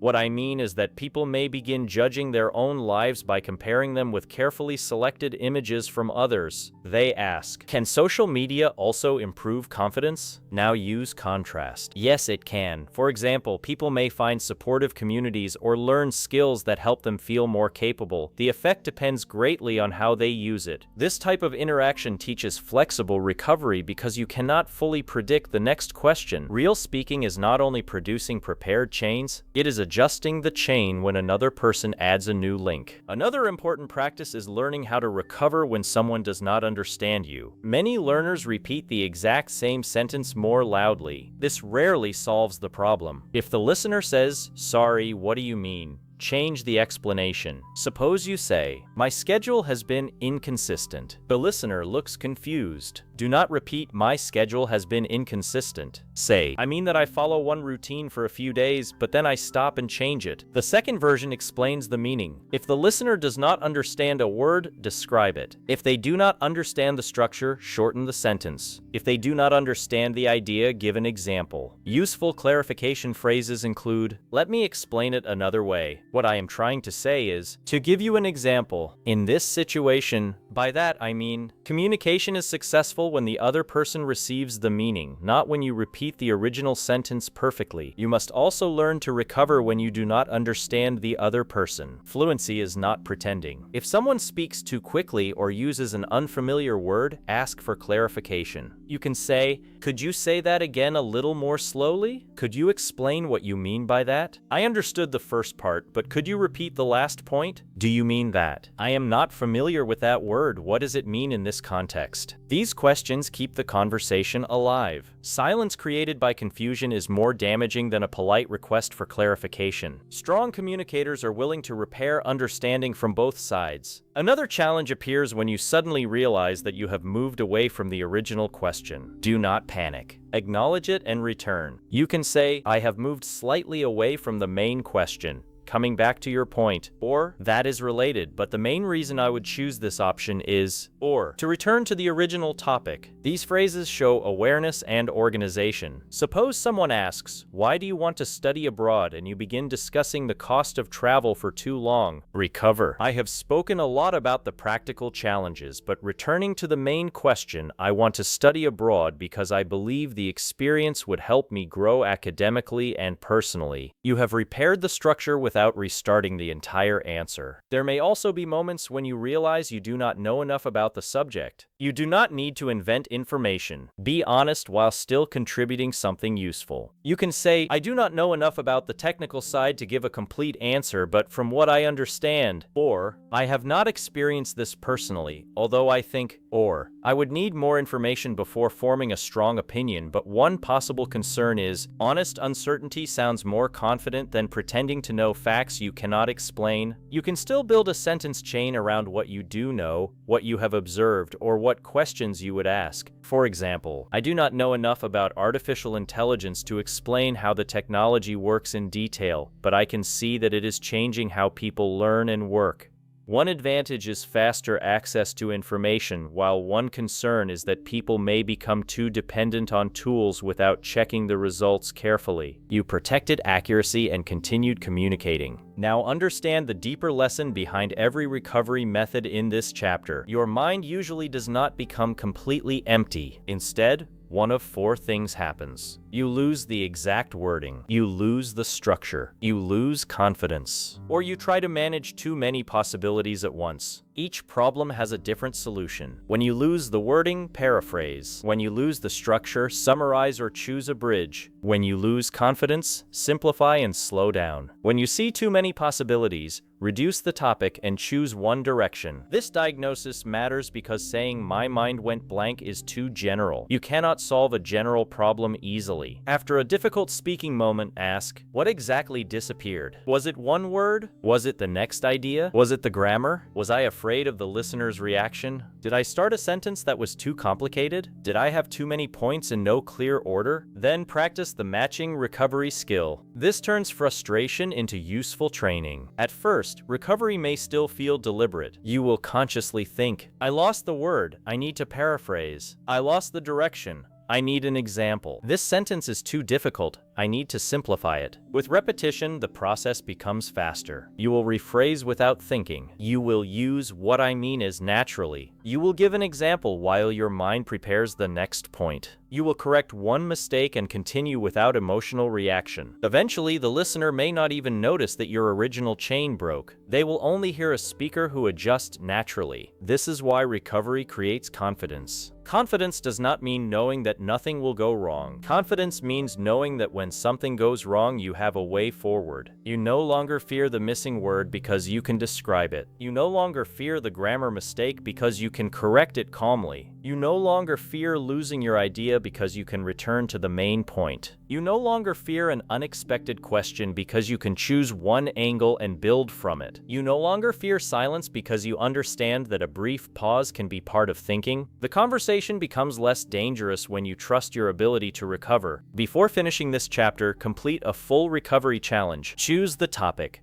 The most useful habit I have developed. Speak for 4 minutes. During the first minute, explain the habit and why it matters. During the second minute, deliberately stop in the middle of a sentence and recover by rephrasing. During the third minute, pretend that you have forgotten an important word and explain it in simpler language. During the fourth minute, summarize the lesson and finish with a clear conclusion. Do not restart. Do not prepare a complete script. Allow the answer to be imperfect. Your success is not measured by the number of mistakes. It is measured by the number of times you keep the chain alive. When the answer ends, listen to the recording and identify your best recovery. Perhaps you simplified a sentence naturally. Perhaps you gave a useful example. Perhaps you paused without panic. Perhaps you found another way to explain a missing word. Notice that success. Your brain needs evidence that you can survive difficult speaking moments. Then identify one place where the chain truly ended. Ask which recovery method could have saved it. Repeat only that part. This process gradually turns your weakest moments into your strongest skills. Remember that the ability to continue after difficulty is more valuable than the ability to repeat one perfect prepared answer. Prepared English may impress someone for 1 minute. Recovery skills allow you to communicate in hundreds of unpredictable situations. A real conversation will not always follow your plan. A person may misunderstand you. A question may surprise you. A word may disappear. A story may become disorganized. A sentence may begin badly. Your mind may need time. None of these moments means the conversation is over. Return to the main idea. Say it more simply. Give an example. Describe your experience. Ask yourself a guiding question. Compare two sides. Explain the result. Tell what happened next. Paraphrase the missing word. Correct the mistake calmly. Use the listener's words. Ask a connected question. Summarize and finish. These are not emergency tricks that hide weak English. These are the tools of real communication. The next time your sentence disappears, do not stare into the silence and wait for the exact words to return. Choose another path. Say, "What I mean is." Say, "A good example is." Say, "Let me explain that more clearly." Say, "The exact word is not coming to me," but say, "So the main point is." Then continue. The chain may bend. It may slow down. It may move in a direction you did not expect, but it does not have to break. Fluency is not the ability to travel through every conversation on one perfect road. Fluency is the ability to keep moving when the road changes. You do not need perfect English to recover. Recovery is how your English becomes stronger. Every time you continue after a blank moment, you prove that silence no longer controls you. Every time you replace a missing word, your language becomes more flexible. Every time you correct yourself calmly, your confidence becomes more stable. Every time you return to the main point, your speaking becomes more organized. One day, the moment that once terrified you will feel ordinary. Your next sentence will disappear, but you will not disappear with it. You will breathe, choose another bridge, and continue speaking. That is not broken fluency. That is real fluency. Chapter 7. Build a mind that naturally produces the next sentence. There comes a stage in English learning when knowing more grammar no longer creates the transformation you are waiting for. You may already understand how sentences are formed, recognize thousands of words, follow videos, read articles, and complete exercises successfully. Yet during a real conversation, your English still feels uncertain because every sentence seems to require a separate mental effort. You speak one thought, wait for another thought, search for the correct structure, check the grammar, and hope the listener remains patient while your mind prepares the next line. The final goal of this audiobook is not simply helping you speak for a few extra minutes. It is helping you build a mind that naturally expects continuation, a mind that does not treat each sentence as a finished performance but as the beginning of another connected idea. When this change happens, speaking begins to feel different. You no longer stand outside English trying to construct it carefully. You begin moving through English from one meaning to another. You may still pause, make mistakes, simplify ideas, or change direction, but the conversation no longer feels as though it could collapse after every sentence. This is the transformation from creating English to continuing English. A learner who creates English thinks, what sentence should I build now? A connected speaker thinks, what do I want the listener to understand next? That difference may appear small, but it changes the entire speaking process. The first question forces your attention toward grammar, vocabulary, and sentence construction. The second question keeps your attention on meaning, direction, and communication. You have already learned how to use reasons, details, examples, contrasts, results, personal experiences, and recovery phrases. These tools are important, but they are not meant to remain separate techniques that you consciously select forever.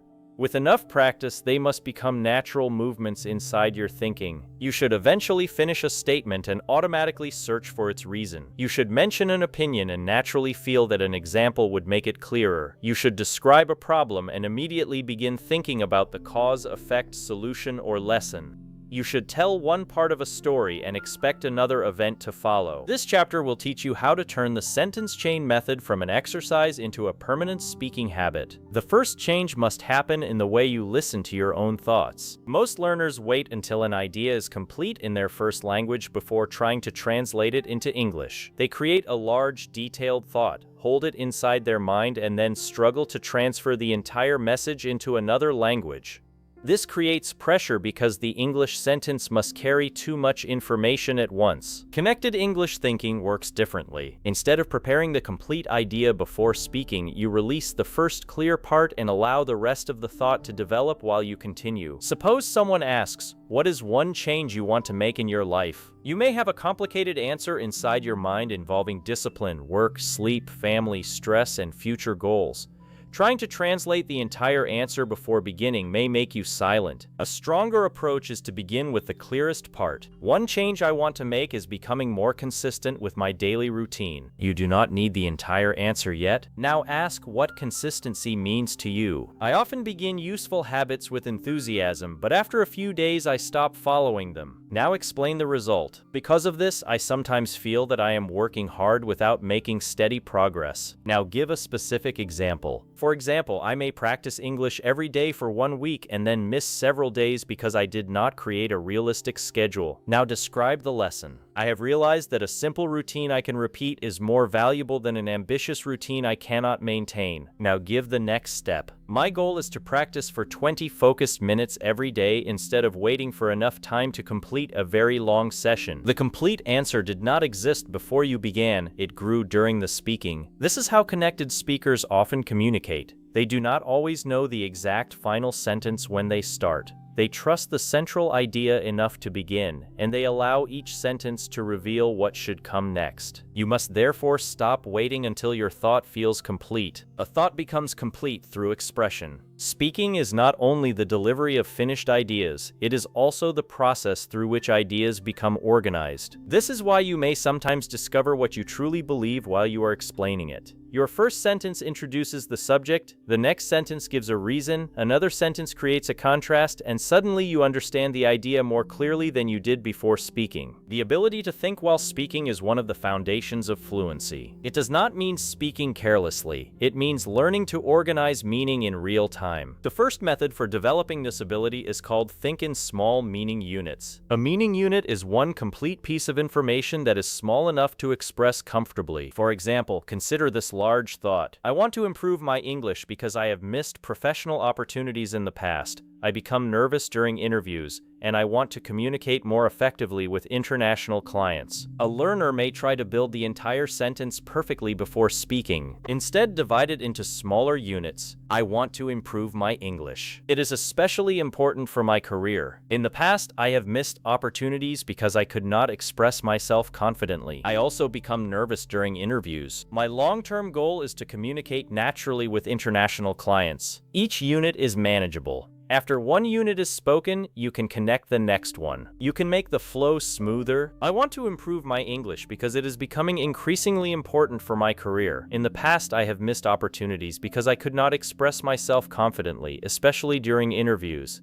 My long-term goal is to communicate naturally with international clients without becoming nervous or translating every thought. The strong answer began as several simple meaning units. When you train yourself to think in smaller units, you reduce the fear of long answers because you no longer need to carry the entire answer at once. You only need to manage the sentence you are speaking and know the general direction of the next idea. This is similar to walking through a long road at night with a small light. You may not see the entire road, but you can see enough to take the next step. After taking that step, another part of the road becomes visible. Continuous speaking develops the same way. You do not need to see the complete answer. You need enough clarity for the next connection. The second method is called keep one central thread. Many learners lose their sentence chain because they have too many ideas competing inside their mind. They begin speaking about one topic, remember another related thought, move into a different story, introduce another opinion, and eventually forget the original question. Speaking longer does not mean mentioning everything you know. It means developing one central idea clearly. Imagine someone asks, "What is the best way to improve spoken English?" You may think about listening, vocabulary, grammar, pronunciation, confidence, movies, teachers, apps, travel, reading, and conversation partners. If you try to discuss all of them immediately, your answer may become disorganized. Choose one central thread. I believe the best way to improve speaking is daily active practice. Now, every sentence should support that thread. Explain why. The main reason is that speaking is a physical and mental skill that becomes faster through repetition. Give an example. A learner may understand many grammar rules, but if they rarely speak aloud, those rules will not appear quickly during a conversation. Add a useful method. For this reason, answering one question aloud every day can be more effective than only reading explanations. Add a result. Over time, common structures become easier to retrieve, and the learner becomes less dependent on translation. Finish by returning to the thread. So while listening and vocabulary are important, daily active speaking is what teaches English to move through the mouth. The answer remains clear because every sentence serves the same main point. Before giving a longer answer, choose your central thread in one simple sentence. You may not say this sentence exactly, but it should guide you. For the question, should people work from home? Your thread might be, working from home is useful when people have discipline and the right environment. For the question, is technology improving education? Your thread might be, technology improves access, but it cannot replace active learning. For the question, what makes a strong friendship?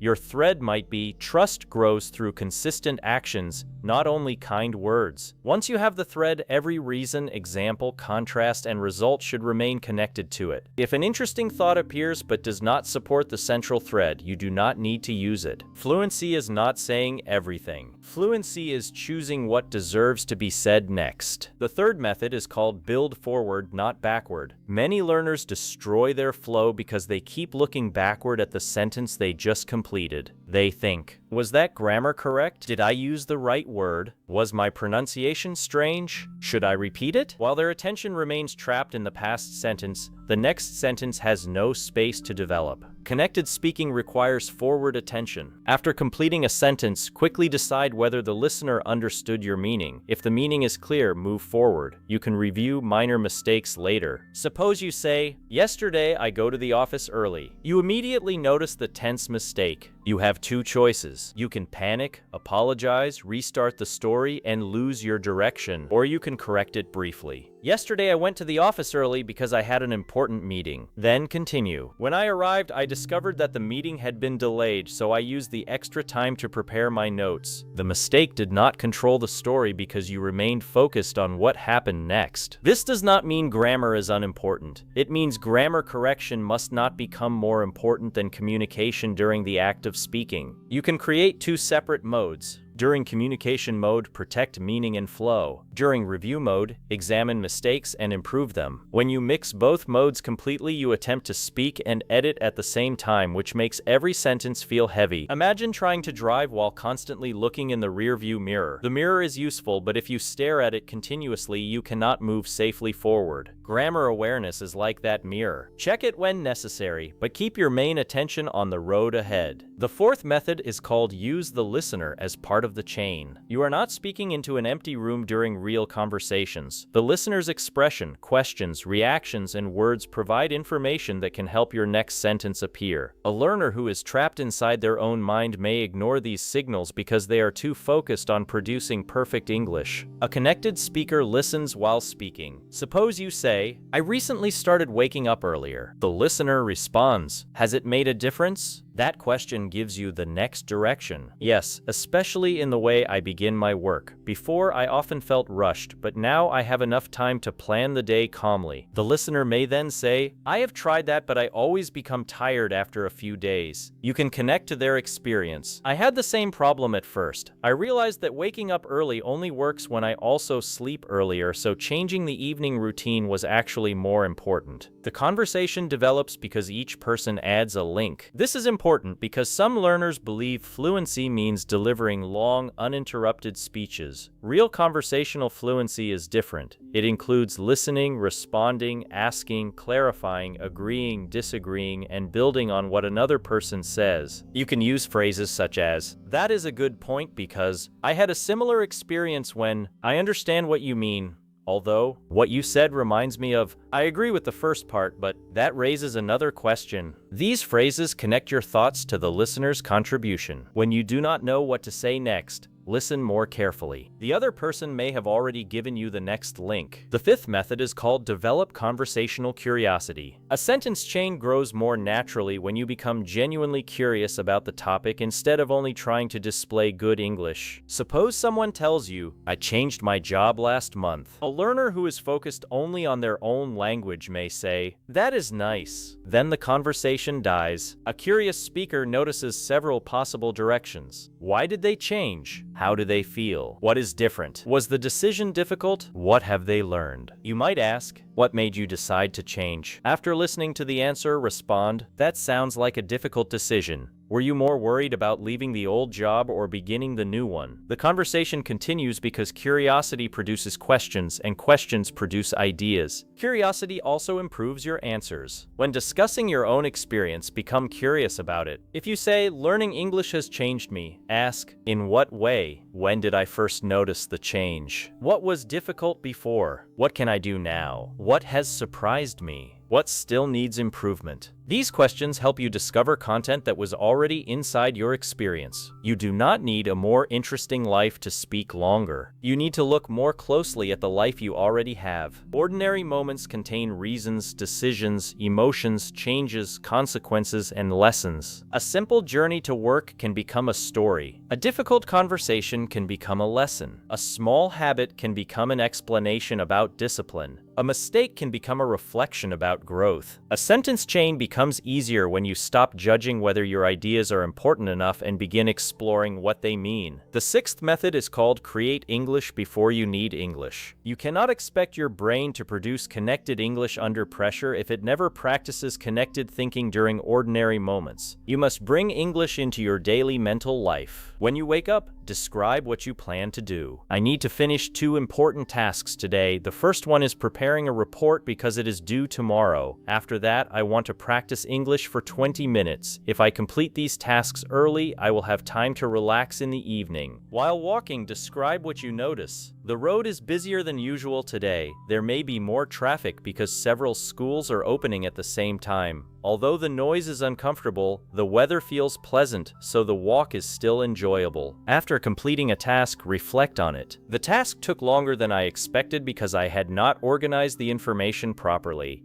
Next time, I should prepare the main points before beginning. That would help me work more quickly and reduce unnecessary stress. Before sleeping, review the day. One thing I did well today was beginning my difficult task before checking my phone. As a result, I finished the most important work while my mind was still fresh. Tomorrow, I want to repeat the same approach. These small private sentence chains prepare you for public speaking because they train your brain to organize experiences in English. You are no longer waiting for a formal lesson or conversation partner. Your day becomes speaking material. The purpose is not to speak inside your mind every second. That can become exhausting. Choose short moments and practice connected reflection. 5 minutes while walking, 2 minutes after a meeting, 3 minutes before sleeping, 1 spoken explanation while preparing food. Frequent small chains build a stronger habit than waiting for the perfect hour. The 7th method is called build topic networks. Your mind becomes blank more often when a subject feels completely unfamiliar. You can reduce this problem by creating connected networks around common conversation topics. Take the topic of work. Do not memorize one speech about work. Create several connected areas. Your current responsibilities. The most difficult part. A skill you want to improve. A memorable experience. A change you would like to make. The difference between your current work and your ideal work. Advice you would give someone entering the field. Now the topic is not one memorized answer. It is a network of possible directions. Take the topic of learning English. Your network might include why you started,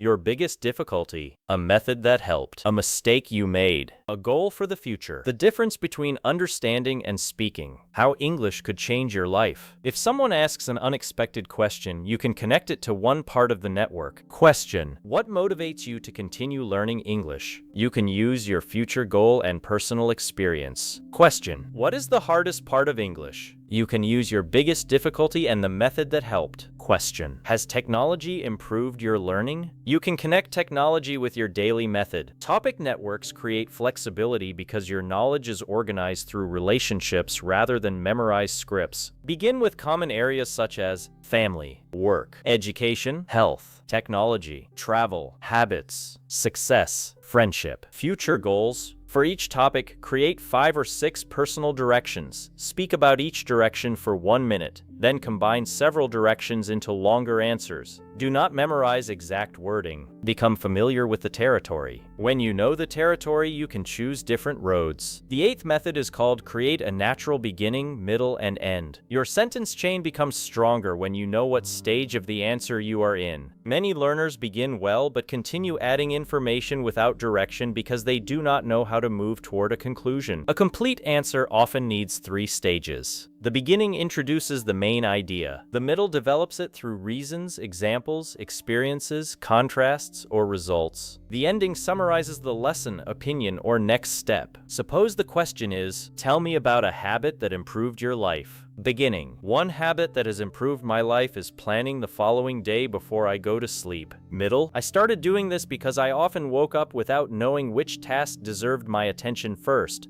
As a result, I wasted time making decisions during the morning. Now I write down my 3 most important tasks at night, and when I wake up, I can begin more calmly. For example, yesterday I completed my main work before checking messages because the priority was already clear. Ending: this habit takes only a few minutes, but it has helped me become more focused and less stressed. The conclusion tells the listener the answer is complete. Without a conclusion, you may keep searching for more sentences even after the main message has already been delivered. Remember that continuous speaking does not mean endless speaking. A strong sentence chain has a destination. You must learn both continuation and completion. When your main idea has been explained, supported, and connected to a result, finish confidently. Use endings such as, "That is why this habit matters to me." Overall, I believe the advantages are greater than the disadvantages. What I learned from this experience is, for this reason, I want to continue improving in this area. So although the process was difficult, it helped me grow. A clear ending creates control. The 9th method is called use emotion to deepen meaning. Many learners describe events but never explain how those events affected them. Their English may be correct, but the answer feels incomplete because the listener hears what happened without understanding why it mattered. Emotion creates another layer in the sentence chain. Suppose you say, "I gave my first presentation in English last month." You can describe the event. There were about 20 people in the room, and I had prepared for several days. Then add emotion. Before beginning, I felt extremely nervous because I was afraid that my mind would become blank. Then describe the change. However, after the first few sentences, I noticed that people were listening carefully rather than judging every mistake. Then explain the result. That realization helped me relax, and I completed the presentation more confidently than I expected. Then give the lesson. The experience taught me that fear often becomes strongest before we begin, but it usually becomes smaller once we take action. Emotion produces cause, reaction, change, and reflection. You do not need to use dramatic emotional language. Simple words such as nervous, relieved, disappointed, proud, confused, grateful, frustrated, calm, or surprised can make an experience more meaningful. Whenever you tell a story, ask, "How did I feel before? How did I feel during the experience? Did that feeling change? What caused the change? What did I understand afterward?" These questions create natural depth. The 10th method is called turn opinions into explanations. Many learners can state an opinion but cannot continue because they treat the opinion as the entire answer. For example, "I think social media is harmful." This is only the first link. A complete opinion chain might include your position, the main reason, a specific example, the opposite side, your final conclusion. You could say, "I think social media can be harmful when people use it without limits. The main reason is that constant comparison may make ordinary life feel less successful or exciting." For example, someone may compare their normal day with carefully selected images from another person's life and begin feeling dissatisfied. However, social media can also be useful for education, communication, and business. For this reason, I do not think the technology itself is always harmful.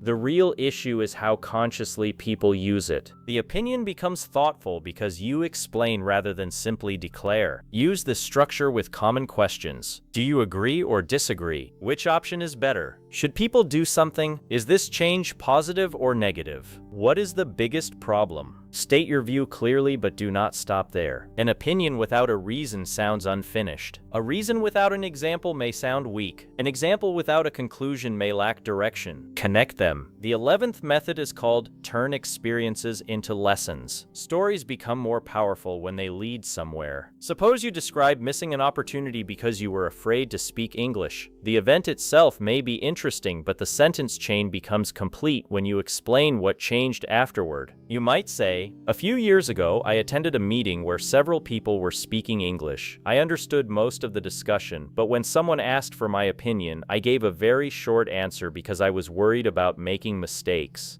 Later, I realized that I had focused more on protecting myself from embarrassment than on sharing an idea that could have been useful. That experience became an important lesson because it showed me that silence can sometimes cost more than imperfect English.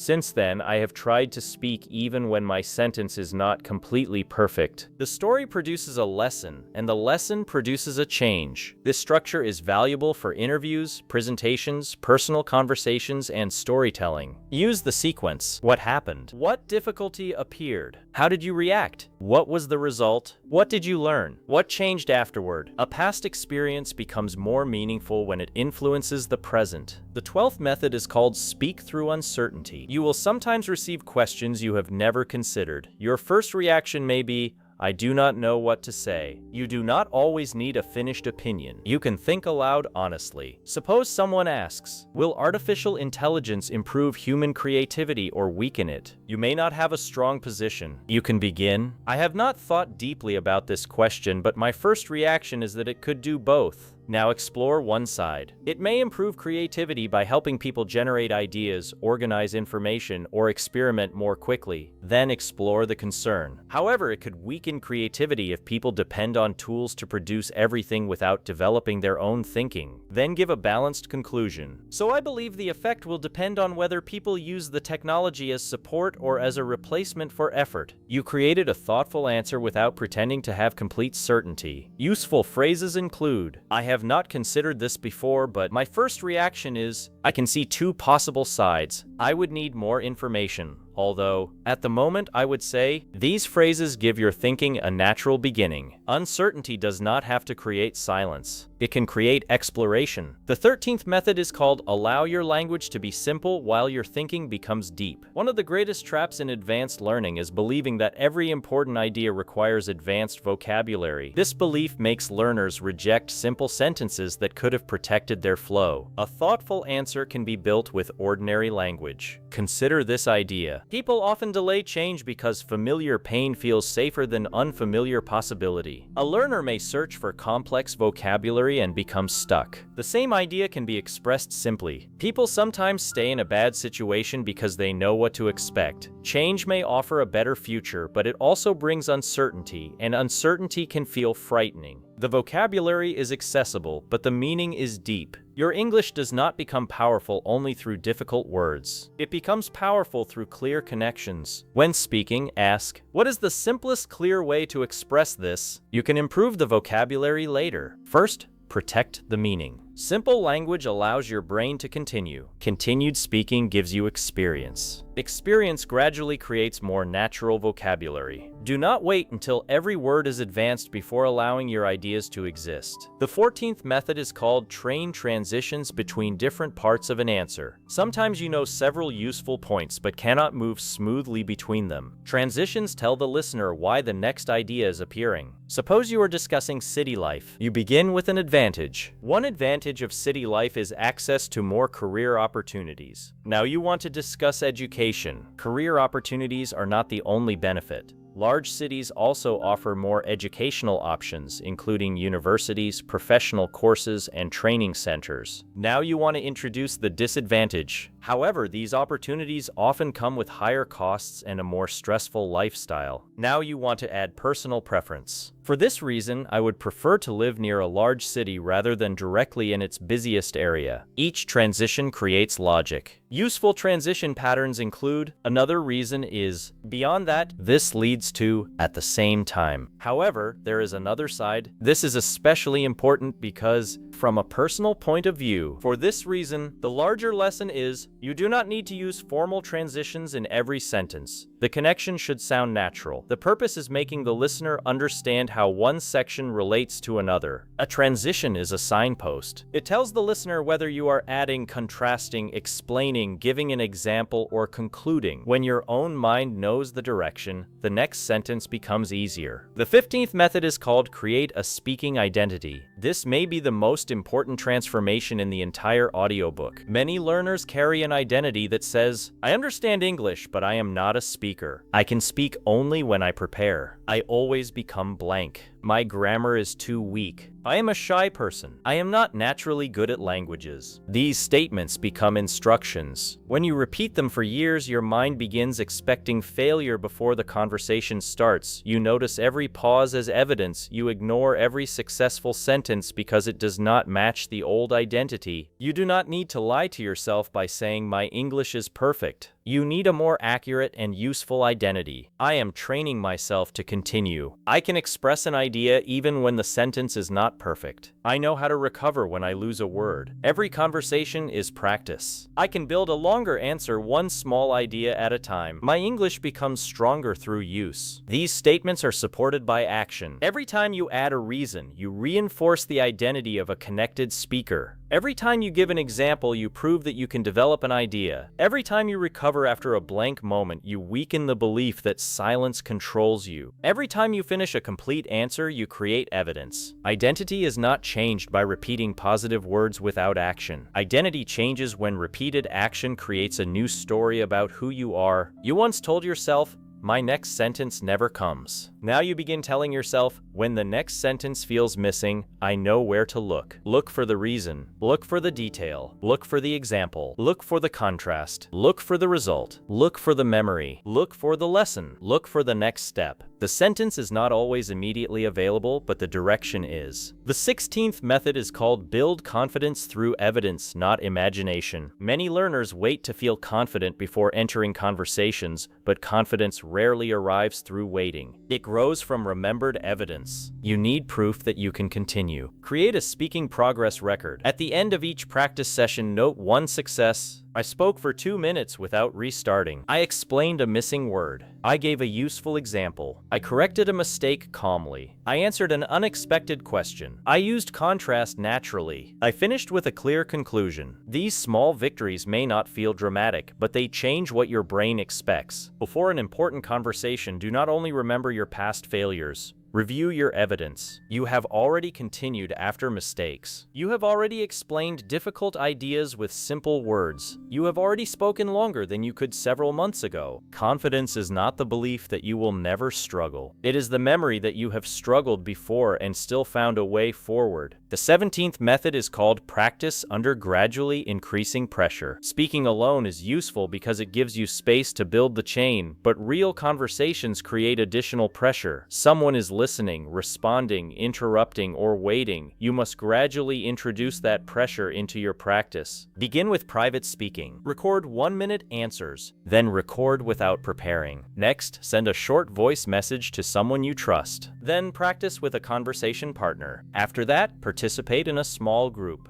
Later, volunteer to explain something at work, school, or an online meeting. Do not move from complete silence directly into a high-pressure presentation and expect yourself to feel comfortable. Build a ladder. Every stage should be slightly more challenging than the previous one. At the first level, you control the topic and time. At the next level, another person asks the question. At another level, you answer without preparation. Later, you handle follow-up questions. Eventually, you speak in front of several people. Your sentence chain becomes pressure-resistant through gradual exposure. You are teaching your brain that connected English can survive outside the safe practice room. The 18th method is called use the 3-second start. Many speaking failures happen before the first sentence. The learner waits too long, tries to prepare the perfect answer, becomes more nervous, and then finds it even harder to begin. After hearing a normal conversational question, give yourself a few seconds to choose the main direction and begin with a simple opening. Question: what do you think makes a person successful? You do not need the complete answer. Begin. I think consistency is one of the most important qualities. Now develop. The reason is that talent produces little value when a person cannot repeat the necessary work. Add an example. For example, someone may have excellent ideas, but without consistent action, those ideas remain unfinished. Finish. So while talent can create an advantage, consistency is what turns potential into real progress. The answer grew after the first sentence. The first sentence did not need to be perfect. It needed to be clear enough to open the chain. Practice beginning quickly with phrases such as, I think the main reason is. One experience that comes to mind is, the first thing I would say is, there are several possibilities, but from my point of view, one important difference is, these openings reduce the empty space before the chain begins. The 19th method is called use follow-up thinking. Strong speakers do not only answer the question asked, they anticipate what the listener may naturally wonder next. Suppose you say, I prefer learning in the morning. The listener may wonder why. Add, my mind feels clearer before I become distracted by other responsibilities. The listener may wonder what you study. Add, I usually focus on speaking practice because it requires more energy than passive listening. The listener may wonder how long you practice. Add, I normally practice for about 20 minutes because a shorter focus session is easier to repeat every day. The listener may wonder whether it works.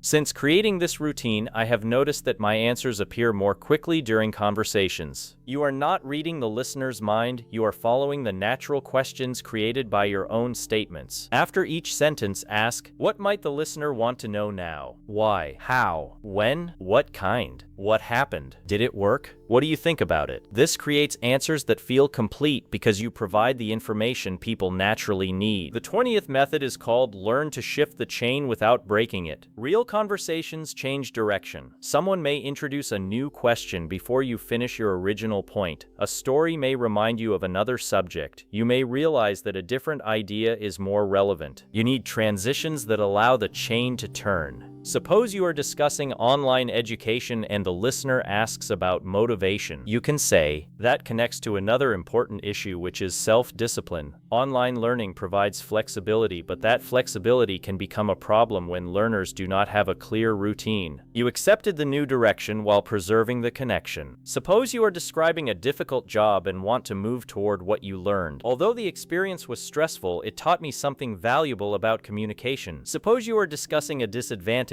and want to return to your main opinion. Despite that concern, I still believe the overall change is positive. The chain does not need to remain perfectly straight. It needs understandable turns. Use phrases such as, that connects to, this reminds me of. Another part of the issue is, although that is important, returning to the main point. This experience also taught me. A flexible speaker can change direction without losing the listener. The 21st method is called build longer answers through layers. You do not need to produce a 5-minute answer immediately. Build it layer by layer. The first layer is the basic answer. The second layer gives a reason. The third layer provides an example. The fourth layer introduces contrast. The fifth layer gives a lesson or conclusion. Consider the question, is failure necessary for success? Layer 1. I think failure is often an important part of success. Layer 2. The reason is that failure shows people which parts of their approach are not working. Layer 3. For example, a person may begin a business with a strong idea but poor planning. If the first attempt fails, they can study the problem and make better decisions next time. Layer 4. However, failure is only useful when people reflect and change. Repeating the same mistake without learning does not automatically create progress. Layer 5. So failure itself is not the teacher. Honest reflection and improved action are what turn failure into growth. One short opinion became a complete explanation through layers. Practice adding only one layer at a time. Do not pressure yourself to produce everything immediately. First, state the idea, then support it, then make it real, then show another side, then finish. This structure can help you answer interview questions, discussion questions, speaking tests, and everyday conversations. The 22nd method is called use your mistakes as future speaking material. Every difficult conversation contains lessons that can strengthen your next sentence chain. After speaking, do not only remember the embarrassment, analyze the moment. Perhaps someone asked you about your future goals and you stopped after one sentence. Now build the answer privately. My main goal is to improve my career. More specifically, I want to develop stronger communication skills because my work increasingly requires interaction with different people. One difficulty is that I sometimes understand complex discussions but cannot respond quickly.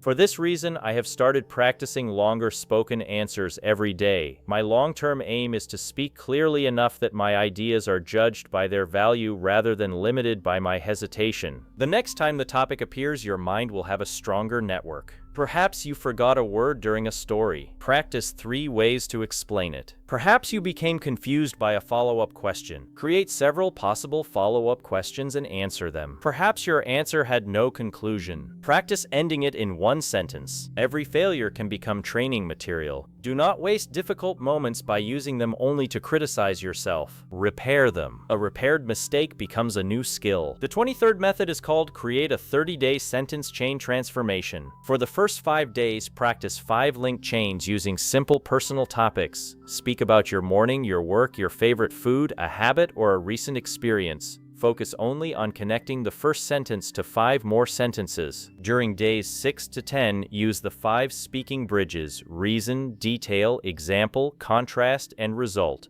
Choose one topic each day and use every bridge at least once. During days 11 to 15, practice 2-minute answers without restarting. Allow mistakes, use recovery phrases, and keep the meaning moving. During days 16 to 20, practice unexpected questions. Give yourself only 5 seconds to choose the main point before beginning. During days 21 to 25, practice with another person, send voice messages, or answer questions as though you are speaking to a real listener. Include follow-up questions and responses. During days 26 to 30, record one 5-minute answer each day. Give the answer a beginning, development, example, contrast, and conclusion. Review only one weakness after each recording and improve it the following day. At the end of 30 days, return to the same question you answered on the first day. Compare the recordings. Do not only compare grammar. Listen for the chain. Does the second sentence appear faster? Do you add reasons more naturally? Are your examples clearer? Can you recover without restarting? Do you finish with a stronger conclusion? Do you sound more willing to continue? These changes are the signs of speaking stamina. The 24th method is called measure flow correctly. Do not measure fluency only by speed. Speaking quickly with disconnected ideas is not strong fluency. Measure yourself through several abilities. Can you develop one idea without changing topics randomly? Can you explain your opinion with a reason? Can you give an example? Can you connect past, present, and future? Can you recover when one word disappears? Can you respond to a follow-up question? Can you finish the answer clearly? Can you remain calm during a short pause? These abilities create real speaking flow. Some days your speed may be slower because the topic is difficult.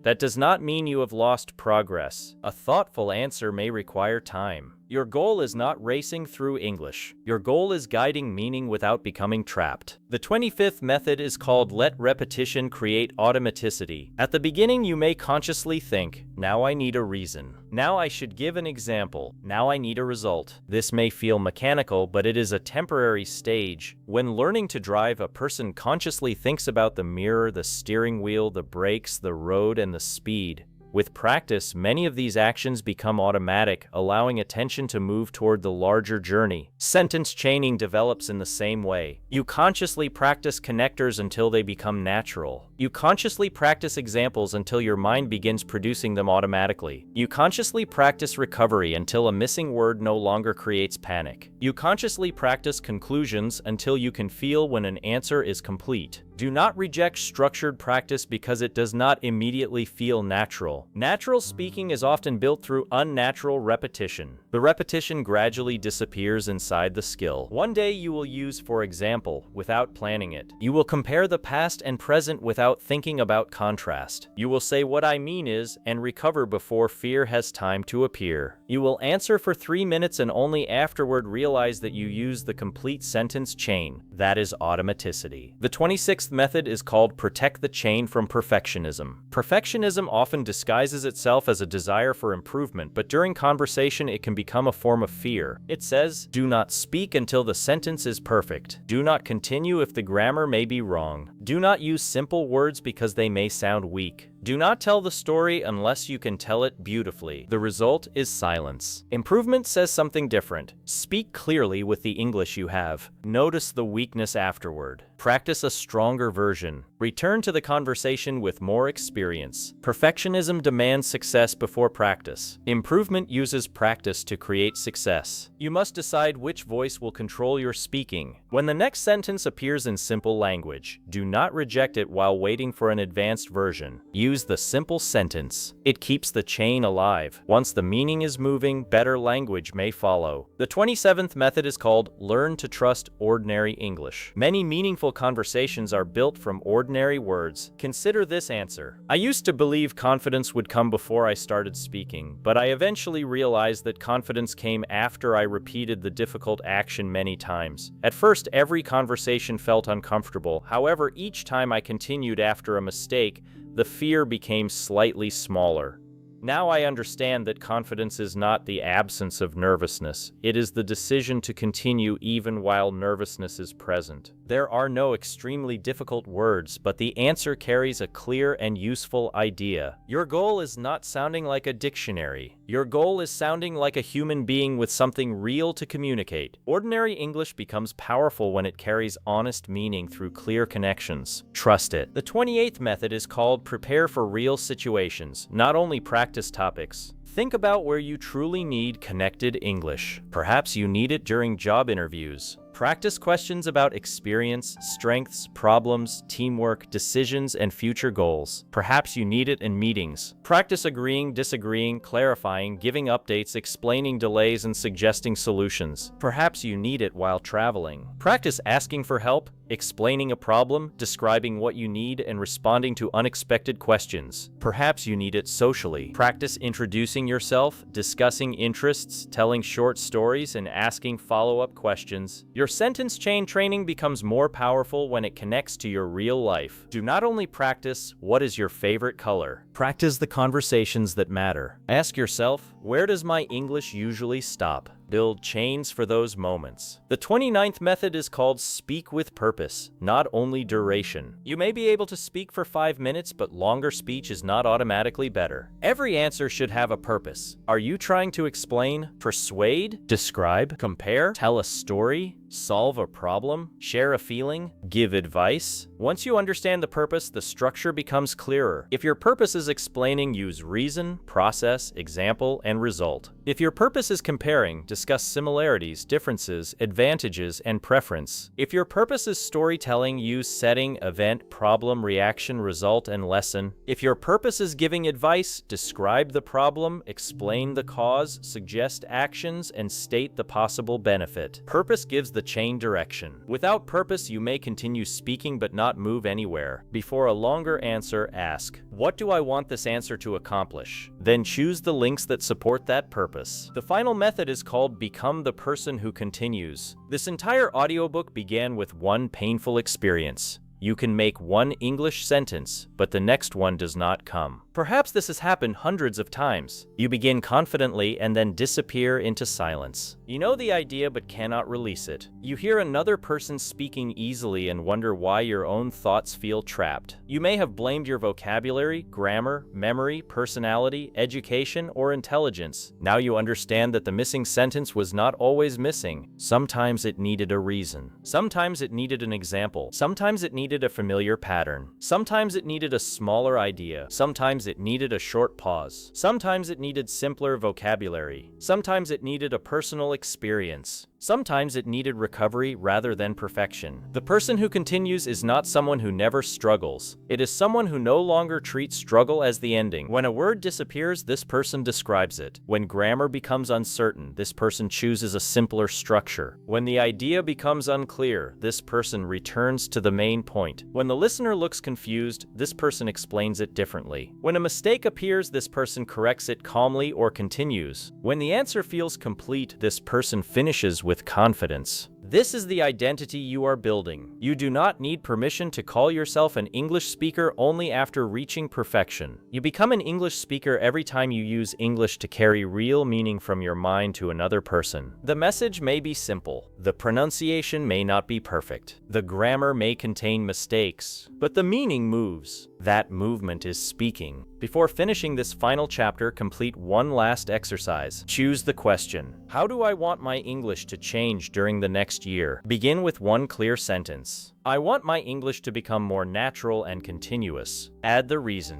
I do not only want to understand English. I want to express my thoughts without becoming silent after one sentence. Describe the current difficulty. At the moment, I sometimes know what I want to say, but I spend too much time searching for perfect words. Give an example. For example, during unexpected conversations, I may answer correctly but fail to explain my reason or experience. Describe what you have learned. I now understand that longer speaking does not require endless new ideas because I can develop one idea through reasons, details, examples, contrasts, and results. State your plan. I will practice connected speaking every day, record myself regularly, and continue even when I make mistakes. Finish with your future identity. 1 year from now, I want to be someone someone who trusts simple English, thinks in connected ideas, and knows how to recover whenever the chain becomes weak. Now speak this answer again without reading it. Do not attempt to reproduce the exact words. Keep the meaning. Allow the sentences to change. Use your own examples. That is the final test, because real fluency is not remembering this chapter word for word. It is using the method when the words are no longer in front of you. From this moment, your practice must change. Do not only study new sentences. Connect them. Do not only memorize phrases. Use them to develop meaning. Do not only listen to English. Pause and imagine what sentence could follow. Do not only write perfect answers. Speak imperfect answers and improve them through repetition. Do not only measure how many words you know. Measure how effectively you can use familiar words to keep an idea alive. Your English sentence chain will not become unbreakable in one day. Some conversations will still feel difficult. Some topics will require more thought.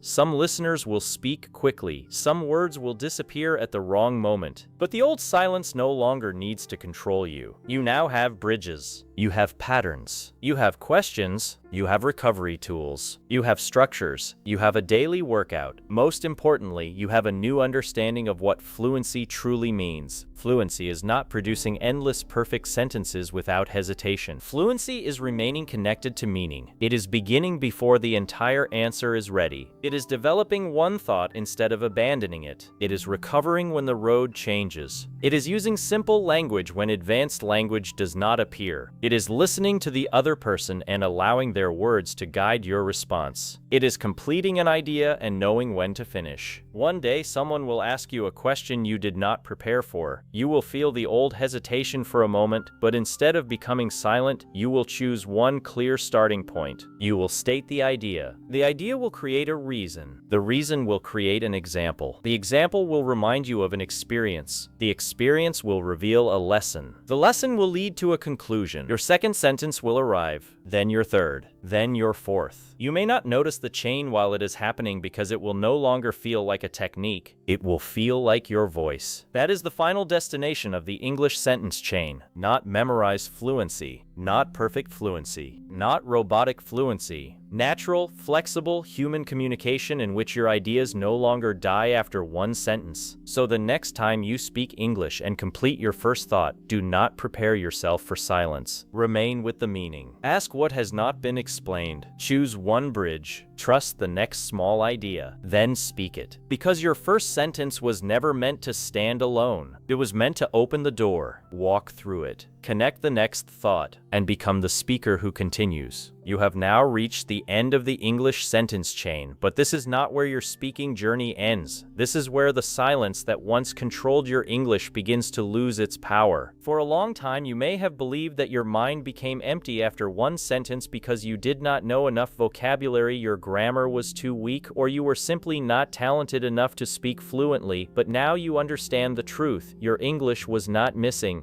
Your ideas were not gone. You had simply never been shown how to connect one thought naturally to the next. You now know that the first sentence is only the beginning. It can lead to a reason. The reason can lead to an example. The example can lead to a personal experience. The experience can reveal a feeling. The feeling can create a lesson. And the lesson can carry you toward a clear conclusion. That is how fluent speaking grows. Not through one perfect sentence, but through a chain of simple thoughts that remain connected to meaning. The next time someone asks you a question, do not place pressure on yourself to create the entire answer before you begin. Start with the clearest thought you have. Say it simply, then remain with that idea for a few more seconds. Ask yourself why it is true. Explain what you mean. Give a real example. Compare the past with the present. Describe what happened because of it. Tell the listener what you learned. Your next sentence does not need to be brilliant. It only needs to continue the meaning. There will still be moments when a word disappears, when your grammar feels uncertain, or when the chain suddenly becomes weak. When that happens, do not return to the old habit of surrendering to silence. Breathe. Slow down. Say, what I mean is. Say, let me explain that more clearly. Say, a good example is. Say, the exact word is not coming to me, but. Then continue. Remember that real fluency is not the absence of difficult moments. Real fluency is the ability to move through them without losing yourself. You do not need to speak like someone else. You do not need the fastest voice, the most advanced vocabulary, or a perfect accent.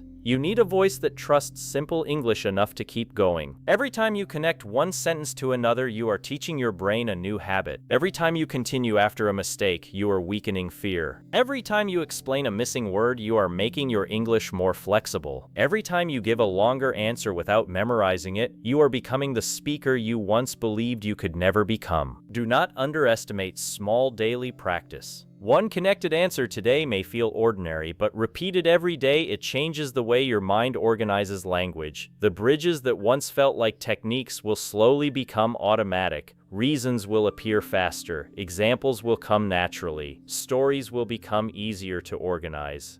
Blank moments will become shorter, and recovery will become calmer. Then one day, someone will ask you an unexpected question and something different will happen. You will begin with one sentence. Instead of stopping, you will explain it. Then you will add an example. Another idea will appear. You will continue speaking and suddenly you will realize that the old silence never arrived. That moment will not be luck. It will be the result of every sentence chain you practiced when nobody was listening. So do not close this audiobook and return to silent learning. Choose one question now and speak about it aloud. Do not prepare a perfect answer. Do not write every sentence. Begin with one honest idea and connect it to the next one. And when you complete your first sentence, remind yourself, this is not the end. There is still a reason. There is still a detail. There is still an example. There is still another part of the meaning waiting to be expressed. If you are ready to stop letting one sentence become the end of your English, write "I will keep the chain alive" in the comments and let those words become a promise to yourself. Thank you for listening to the English Sentence Chain published by English Mindset Academy. Your next sentence is not far away. It is already waiting inside the thought you just expressed. Find the connection, trust your voice, and keep the chain alive.